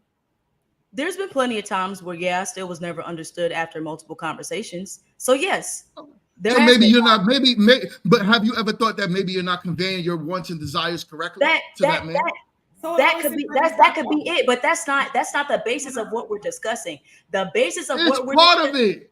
No, If no, you're no, no, no, asking me, hold because on, let me tell you why. Because wait, if you're asking me, can men understand women? It's a part of that. If you're not telling me exactly what you want, because I think men overall understand women. We've been hearing what y'all want for years. but So it's why is there still such a disconnect? Why are we still having these because y'all debates? don't want to understand us.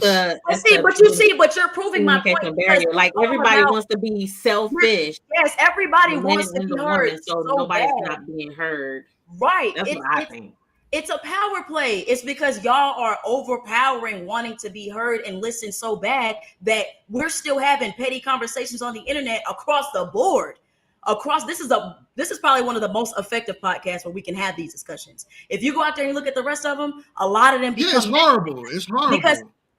because men are trying to overpower whatever there is that they want to be understood. And we get it. Y'all want respect and submission. Trust me, we get that. But there is a major disconnect when it comes to the man reciprocating the woman. And I'm not, and obviously it, whoever you married to, you would be dedicated to understanding her, right? But I'm saying in an overall conversation or just overall, I believe what you did agree that men could do a better job of understanding a woman and Okay, actually now vice versa. situations. So yeah, so that's So vice versa. Does that work for you too? Could you feel like that it has women to could be. do a better job in understanding men? It has to be. It has to be. Yes, I'm always dedicated to learning and hearing anybody out because I love people. Period. All right, So, awesome. I don't think most women think like you, but we have a guest on the panel, Serge. What is good, my guy? You are in the building. What's Talk going to on, us, y'all? man. What's going on, room? Hi. So I just wanted to make a statement. Grown men talking. Do you understand that women are a direct reflection of who men are today? No, I don't believe that. I don't believe Let that. me. Okay, you don't. Okay, I'm gonna help you see it. Are men the leaders? We're supposed to be, but women have to allow men to lead. No, In every society, women choose to lead in other societies because they were taught that way. Our women weren't taught that. I'm not minimizing the fact that they are doing things for sure. Like we talk about the leaving the relationship part. I'm not minimizing that. They definitely do that. But men don't pick women that flake on relationships. Boys that are incomplete get flaked on by women because they're incomplete, and women have an innate sensor in them given to them by God that when weak men bend to them, usually it's through sex because that's men's biggest weakness. Women don't like weak men at all.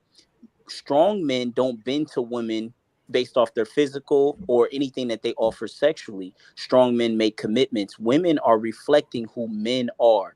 The reason why they can't listen is because we don't listen to our head. The reason why they out of orders because we out of order with our head. This is why I got off the red pill, because they got everything right but the spirituality. They want to talk about money, but they don't want to talk about how we leading them spiritually.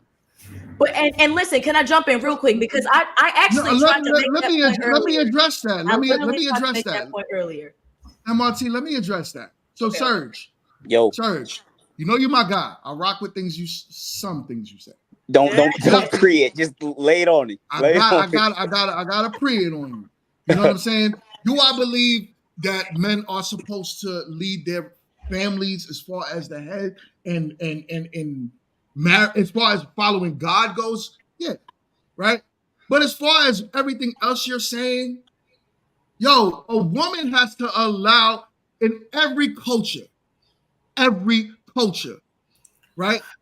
Women know that they have to allow their man to lead their relationship because every woman says, I want a leader for the most part. So then now the Black culture is different. Us men, me, you, were primarily raised by who? Moms. Right. So if that's being said, if the mom was choosing a man that did not commit to her, that did not choose to be her leader, she didn't want that. She didn't care about that. Now here goes the kids in our age bracket now, 40s, 50s. Here we are today, don't even understand how to lead because we were never taught that by the men in our past because we had no men in our past. There were no men teaching us what to do. So who's to blame? You're playing the chicken or the egg when you talk like that. Mm-hmm. But when you play that, you got to be very careful. And when you dissect, because when you dissect something like that, you have to now say, okay, well, who's to blame? You're going to put it on the men, really? When we have no sense of leadership. Prior to 1960, we were married at an 80% rate. We were married higher than white people. The moment the feminist movement dropped, the moment the government dropped welfare and they dropped all of that stuff, the women said, I don't need a man anymore. And it was by design. It was by design. Because to break a community, you separate the man from it. Yep. You know about that whole welfare system that happened in most major cities where if a woman lived in a project, she could not have a husband in a house for her. You know that, right? So if that's the case, those women back in 1980s, back in the 1970s, and back in the 1960s, when they were offered these specific benefits and it seemed beneficial to the family, to where it's like, I got videos I could play for you now where young women were like, they had all the babies sitting on their laps in 1985. And they said, yo, I don't feel like I need a man. And the guy's like, y'all crazy. You really don't feel like you need a man? No, I played that in my So guess what, though? So guess what, though? Guess what, though, Serge? Yo. I'm that kid today. That was sitting on my mama lap. I'm him. I heard her say that. Yep. And that's the problem. So I just want to touch on that because things that you have just stated was about a system that was put in place that was also put in place by white America. Mm-hmm. Let's say that. Let's start there. Right. Now that those systems are not as active, we're not saying that they don't still exist. We're saying that the stronghold, that comparative from the 60s and 70s to now being in the 2020s, what's the excuse now that Black men cannot be leaders in the community? I'm that kid that's sitting on his mom's lap hearing her say, I don't need a man. Okay, so I don't know what it is. I don't know what it is to be a man. Yeah. That is something that you have to be taught from small. manhood is nothing to play with. It is nothing that women juggle on some. Oh, I can have his stepdaddy raise him. Oh, his stepdaddy leaves. Oh, I can have another man come in. Or I can have his uncle or Papa Pookie. Like, no. Being a father and having a father needs to be something that is stapled from the beginning. But the father has to why- also. Why aren't the men stagnant? The father has to also feel like that. Yeah. Yes, I but mean, if and men a are lot not of taught that- that, right? if men are not You taught can that choose way, to then what do stay. we do? But If men the are men not taught to stay, then what do we do? Men stay. Black men are buried at a higher rate than black women. Yeah, So don't use that. The stats in itself makes sense. Men stay. No, Men want to that's be not what I'm married. saying. That's not what I'm saying. I'm saying, when you were saying back then, when the women were saying they don't need a man. Okay, so the men, to me, just my opinion, kind of made that situation easier to choose. Because You want me to play that video for you, Boombox? Because I could play the video, and you would see what some of those women was putting the men through. That's not. It is the point. No, No, I'm just You saying. can't. Like, Not what It's she the point, because what those men back then. You saying why didn't those men stay back then? Because no. if you have such a disagreeable woman, do you know how hard it is to stay with her? Well, I mean, it's hard. Period. On both ends, it's hard to make it work when you have other outsiders attacking your relationship anyway. Because even with the we'll give you this amount of food stamps if there's no man in the home. All of these tactics were used, but also I'm saying he's gonna play that. Also, I'm saying like even before that, because a lot of times the women weren't working, they were just home and they were taking care of the kids, and that was okay, it worked. But then a lot of cases, these women were still hearing about their husbands out there with other women. So these type of situations made it easy for the woman to just be like, okay, well, I'll just go over here and they'll help me. Now I don't need this guy to have a place or to take care of home or whatever. That's what I'm gonna play something real quick, and I'm gonna show you what makes it so difficult for us today. You already got the clip? Yeah, I got it. Okay, go ahead. Raise your hand if you're married. None of you are married. Raise your hand if you would like to be married to your baby's father. One. The rest of you who don't plan to get married, why don't you plan to get married? I'd like to know that. You already have your child to think about, and then a whole family to care for. It's a lot of responsibility, and then you don't want the commitments. I wouldn't want no man holding me down, because I think I can make it as a single parent. But don't you think you might need help in raising that baby from a man? Not really. I didn't have a father. My father wasn't in the home, so it really, male figures are not substantially important in the family. And you know why I want to cry when I see that flick? Because that little boy sitting on that woman's lap could have been me. Yeah, that was pretty sad. So, but do you know why she's saying that though? Why? Big bro, it's because it's very, very simple. Women are weak for men. They allow themselves to lay down with males who are not equipped. And then we're so shocked when they realize that we're not equipped. And then they say, I'm not going to be in a relationship with you because you're not equipped. There's something in them given to them by God, man, that they are not getting with weak men. It still falls back on us. You said that they gotta let us lead. We ain't letting. Dude, why are they choosing the weak men then? Well, how does that fall on you, Serge? How does that fall on you, Serge, if they're not choosing the strong men? How does that fall on me that they're not choosing? I don't understand. No. How does that fall on men if women are not choosing the strong men? Well, because, well, here's the thing. Women they have to understand that men are the examples, and the weak men are not the examples. They don't even know the difference between a strong man and a weak man. If they're choosing the weak men because the strong men are not being examples. We don't have very many strong men.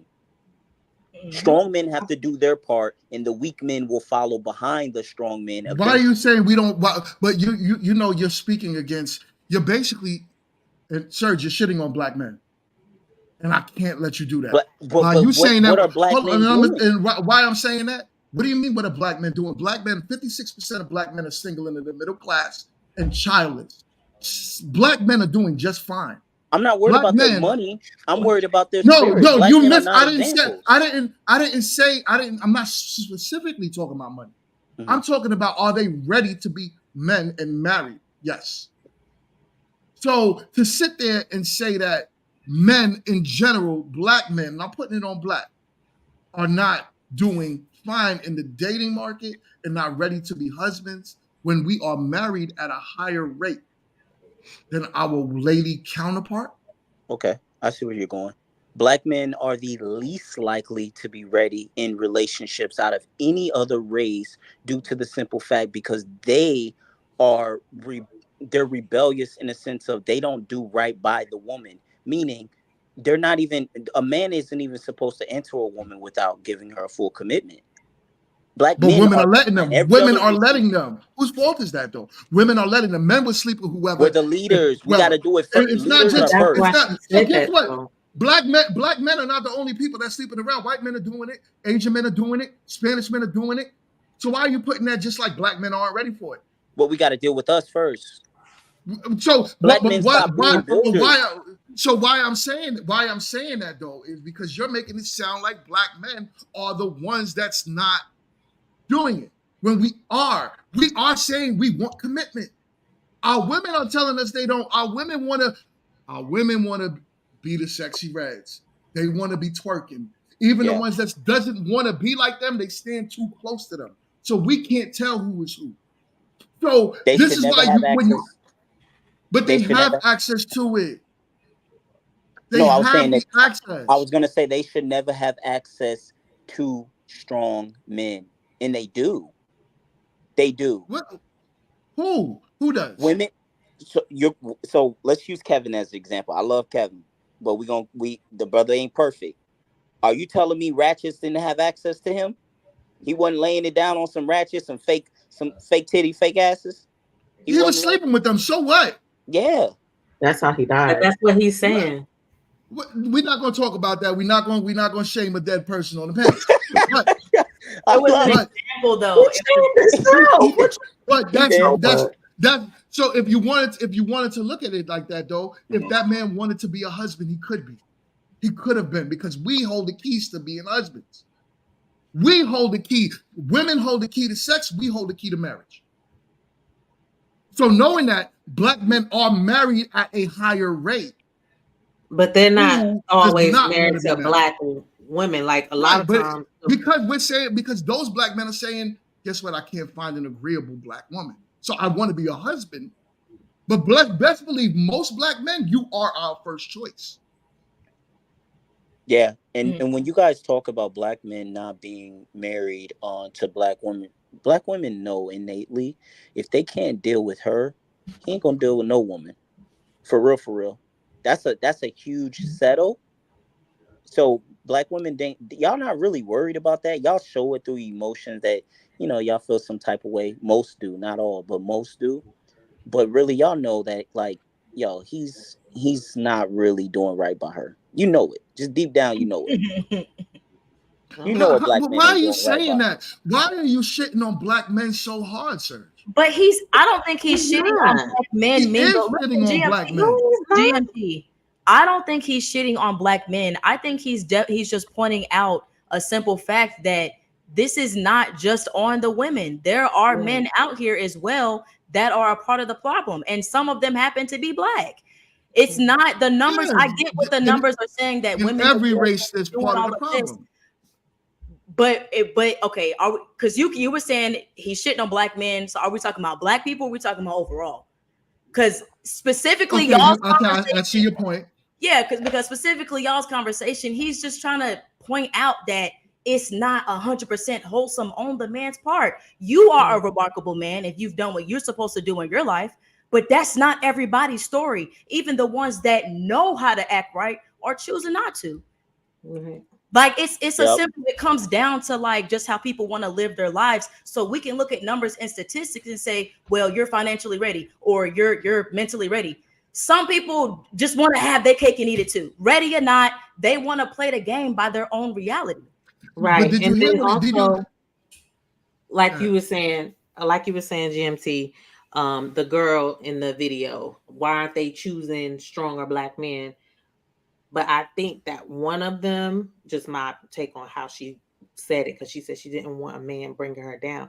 I think she already acknowledges that she made a mistake in choosing, and she's probably afraid to choose because she clearly doesn't know how to choose a stronger guy. Like she doesn't know how to identify the differences, especially like the one beside her said, well, I didn't have a father in the home. So she doesn't have that depiction of what that looks like. And so when you don't have that, you don't know what to look for. You don't have the definition.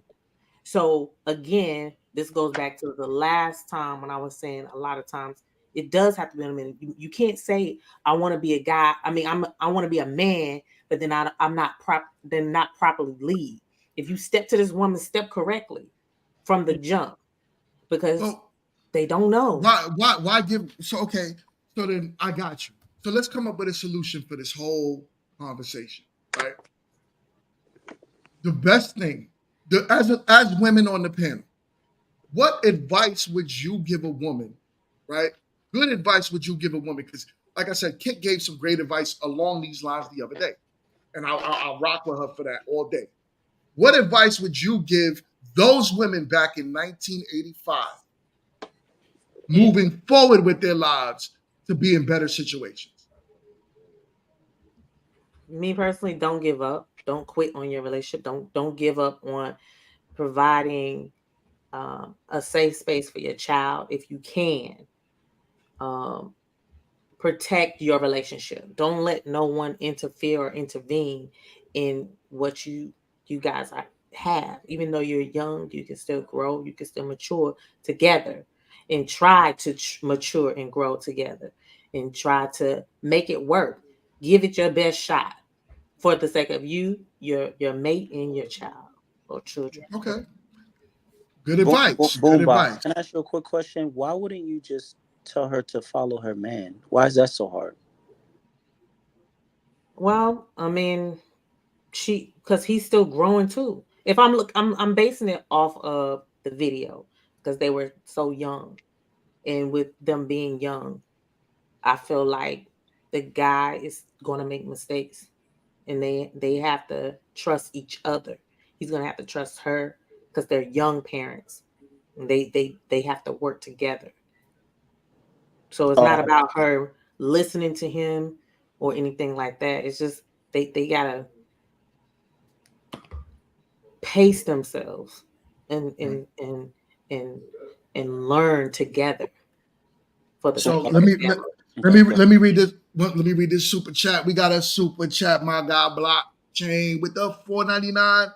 He says a man bringing her down equals a man holding her accountable for her actions, having to submit to, and requiring her to respect him.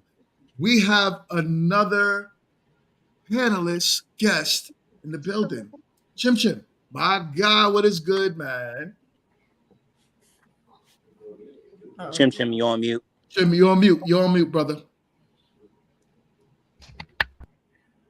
Oh, he just ain't ready.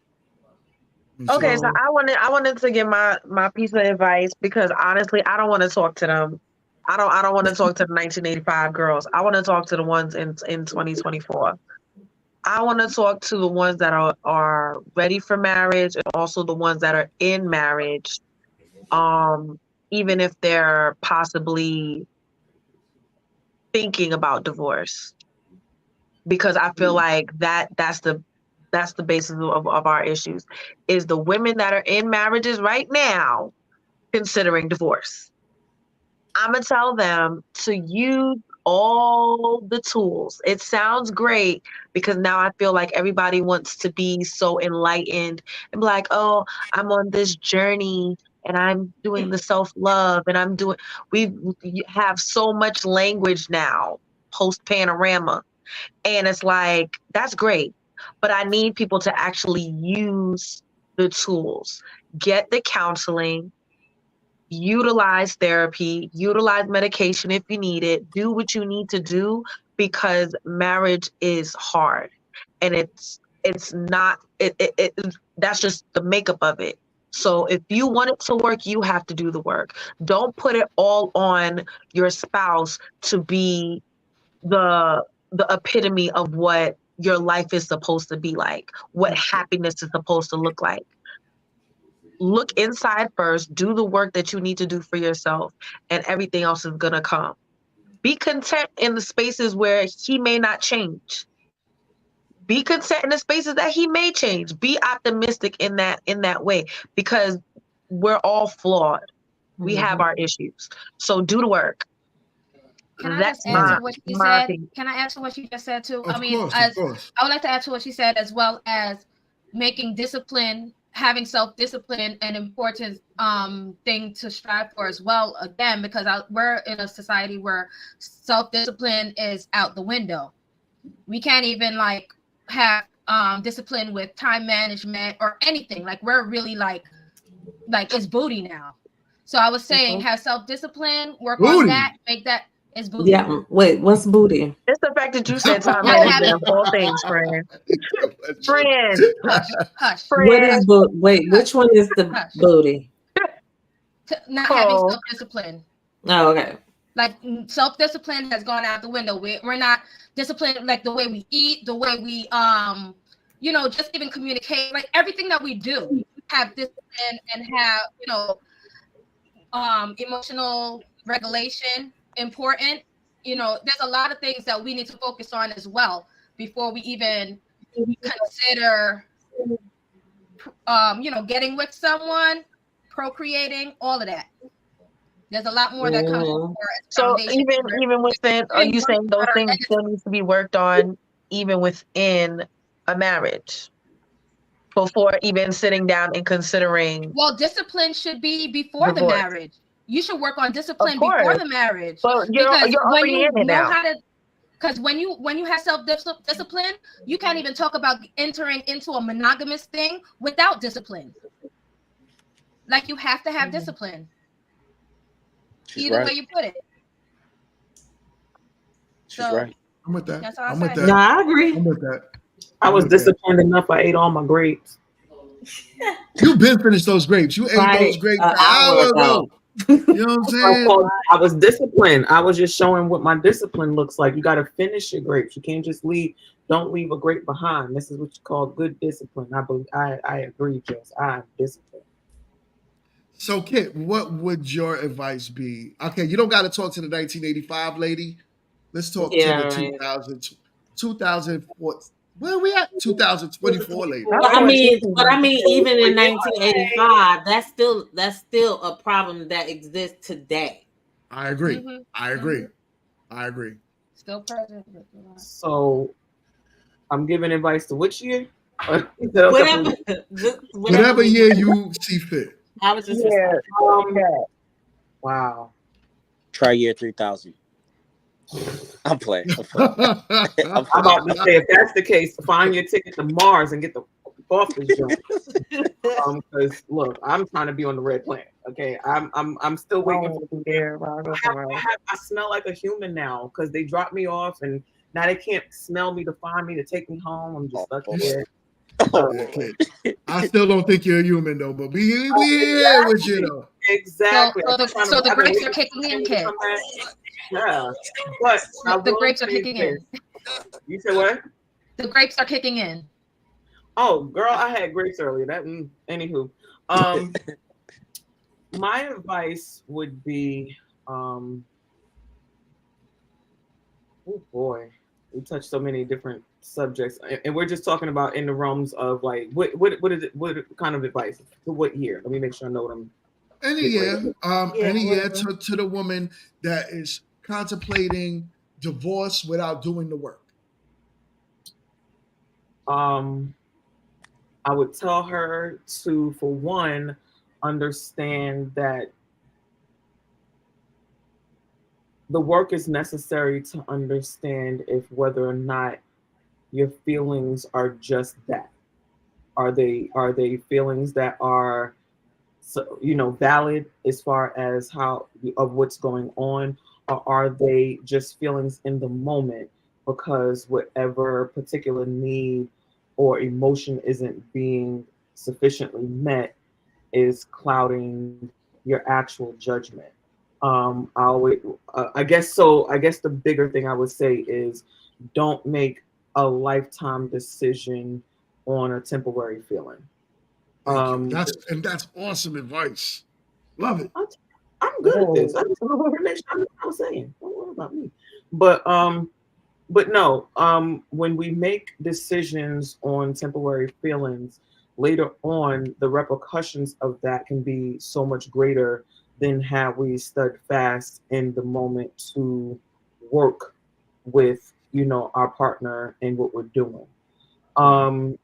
I would personally, that would be my advice. Like, now, if you've done the work and you've persevered through and you still see that, I don't want to say you made a mistake, but maybe you realize things about you or your partner that weren't aligned from the beginning, but you just saw it. I personally feel like some people put on the rose-colored glasses because, like a lot of women, we have a tendency, like, we can change them, we can fix this, right?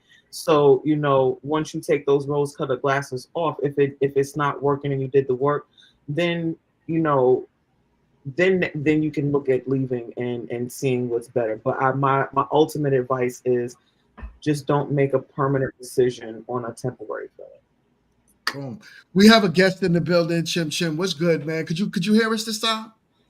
Yeah, sorry, I was driving and trying to sort it out. Hey, yeah, thanks for having me. I wanted to kind of comment on, I guess, Serge or whatever. I kind of second some of what he was saying in terms of like how to choose and the reasons as to like kind of how things are and the way things are for the reasons that they are, right? And some of it I agree with, some of it I don't. I can kind of see both sides of the argument. I think and my wife said it best one time. I never really thought of it this way. Like I was raised by, a woman who is from the South, deep South, Mississippi, the butthole of the freaking South, and then a father who is from Africa, right? And so the dynamics are like super different.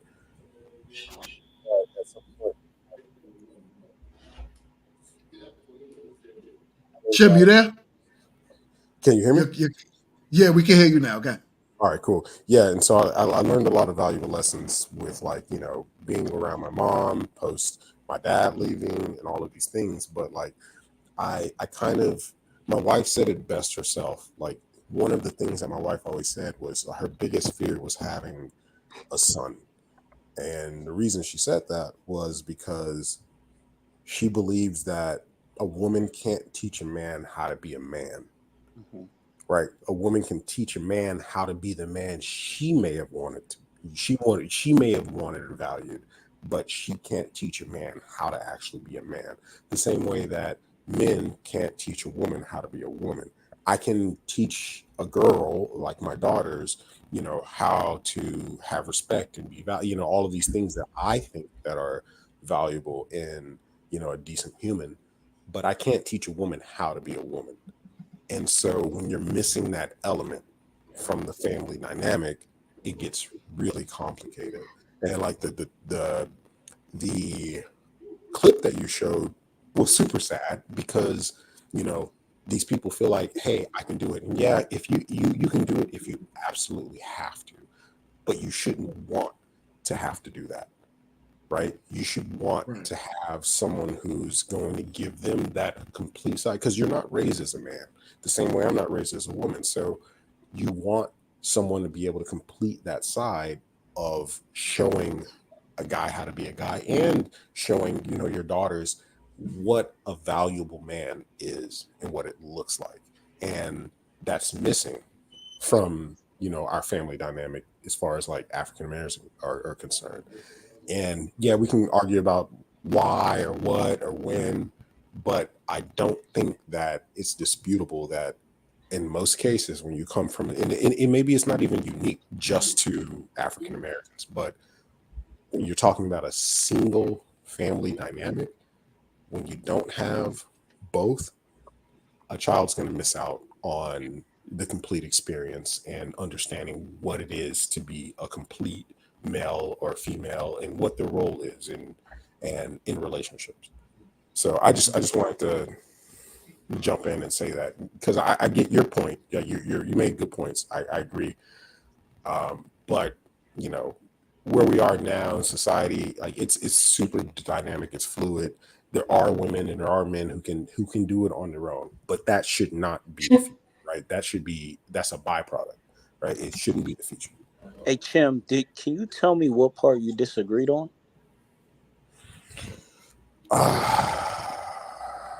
Yeah. So when you were saying, hey, and I believe, again, I was driving and I was talking to my wife. We're like on our way somewhere, but when you were kind of talking about like the reasons that women are the way they are and they choose the reasons that they do, and it is kind of a feature of women raising men the way they do, and it's kind of our fault, right? Like I agree with that. Some of it's also where I disagree is like some of those things that you mentioned were kind of a byproduct of like how society is kind of shaping what a man of value is, right? Like the Andrew Tates and like you said it yourself, like the red pill kind of stuff, right? Like a lot of those things are prominent, right? Like we talk about women who, you know, do OnlyFans and all of this other stuff, and we're like, oh, it's not a high value woman, it's not a high value man, but at the same time, like a high value man is like a dude who's been with like 20 chicks, but then we want our chicks to have absolutely, you know, a zero body count. Like it's just it's contradictory. There's a lot of things that just don't quite make sense, right? But a lot of that stuff kind of gets shaken out when you have an actual male to like guide you and say, hey, like this is what society expects from you, and this is what reality is, and it's your job to kind of find the middle ground, right? But no one has, or not no one, but a lot of people don't have that guidance. A lot of people just are, you know, they're following the Andrew Tates because they have no one else to follow, right? And the same things, a lot of women are they're following the Sexy Reds because they don't have anyone to follow, right? And so it's not surprising how we end up in a situation like this where you have people who are just rudderless. Right? Kim, Like, you're not really telling me what I got wrong specifically. And I know in essence, I know the part that you probably agreed on was the order of things.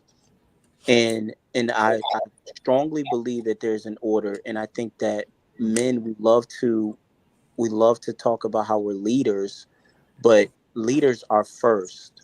So they're the first example.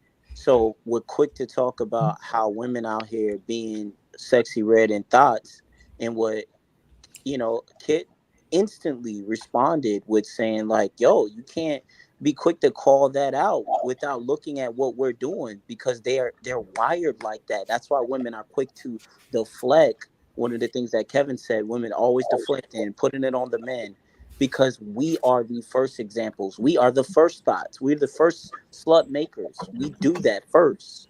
So, Serge, not meaning to cut you off. We are in overtime right now, and I know the ladies are exhausted. So I do want to put a bow on it, because I know this is a greater topic that we can have on a different show. But here's the thing, right? And I'm gonna put a bow on it, but I do want MRT and Tiara to also put their spin on it as well. So if y'all don't mind giving us y'all quick 1-2s before we head up out of here. MRT, what's your thoughts? About the video and advice. Yeah. I really didn't have too much to say, but I guess the first thing I would ask her, has she utilized every option possible to make this work, to make this rectify the situation? What have you done to make amends? And the second thing I would ask is, if he doesn't hear you out and he doesn't change, is this something that you're willing to live with for the rest of your life, considering of all the good things that have come out of your marriage and the time that you've put in? So I would just ask her those two questions. And yeah, I think it would be kind of self-explanatory whenever she answers them. Okay. That's what's up. Tiara, you there? Tiara got a Tiara's- baby. she It's probably late with and the she got a baby, right? Tiara is with the baby. All right. I want to just throw a little bow in this by saying, older women talk to the younger women, right? Talk to the younger women. Let them know that marriage is not a game.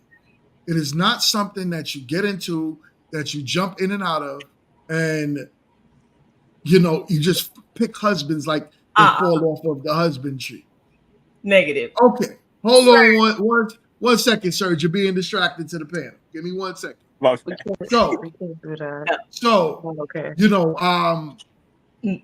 It's not something that you take lightly. It is an actual commitment.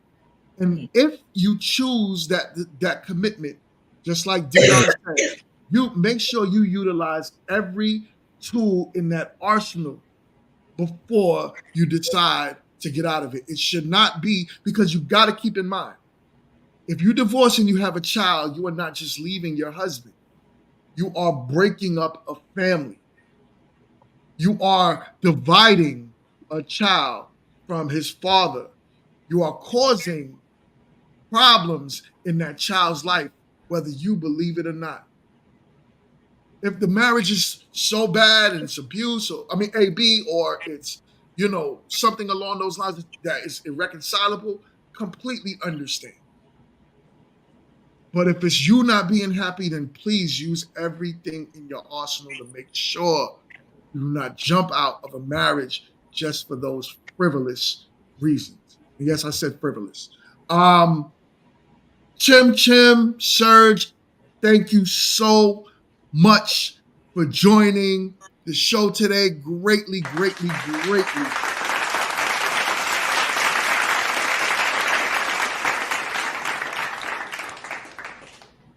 Definitely a values, and of course, we are all not going to see the same. We're not going to see eye to eye. Ladies, I do value everything you guys offer.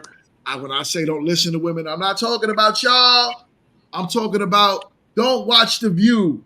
Don't watch those talk shows. Stay away from certain therapists that's telling you it's about your happiness and that's it. Stay away from those women. That's what I'm talking about. Listen to women like, get some advice from Dion. Get some advice from Kid. Boombox spitting bars. You know what I'm saying? MRT spit some bars. Tiara said that Cardi B is the next president, so I don't know. And justified spit bars. But when I say to speak to the younger women, I mean speak to the younger women. Let them know that marriage is not a joke. It is not for the weak either. So, on that note, I am going to end the show. Thank y'all so much, ladies. This was a great show. You guys did awesome. Once again, let's give y'all a round of applause.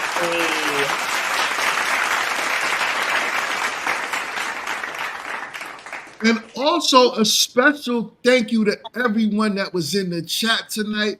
Those of you that just found the channel tonight, thank you so much. I know my man, Media Man, He's been on my show lately, and he's been spitting some serious bars. And he got some people to come over on this side. Greatly, greatly, greatly appreciated. This was a good show. And we will continue these awesome topics on Grown Men Talking on Sunday, and then Grown Women Talking every Tuesday at 9. And stay tuned for Friday, Grown Men Trash Talking, because I be talking trash. But anyways, we going to get this going, y'all. I'm going to see y'all on the next one. Peace. Oh, what the hell?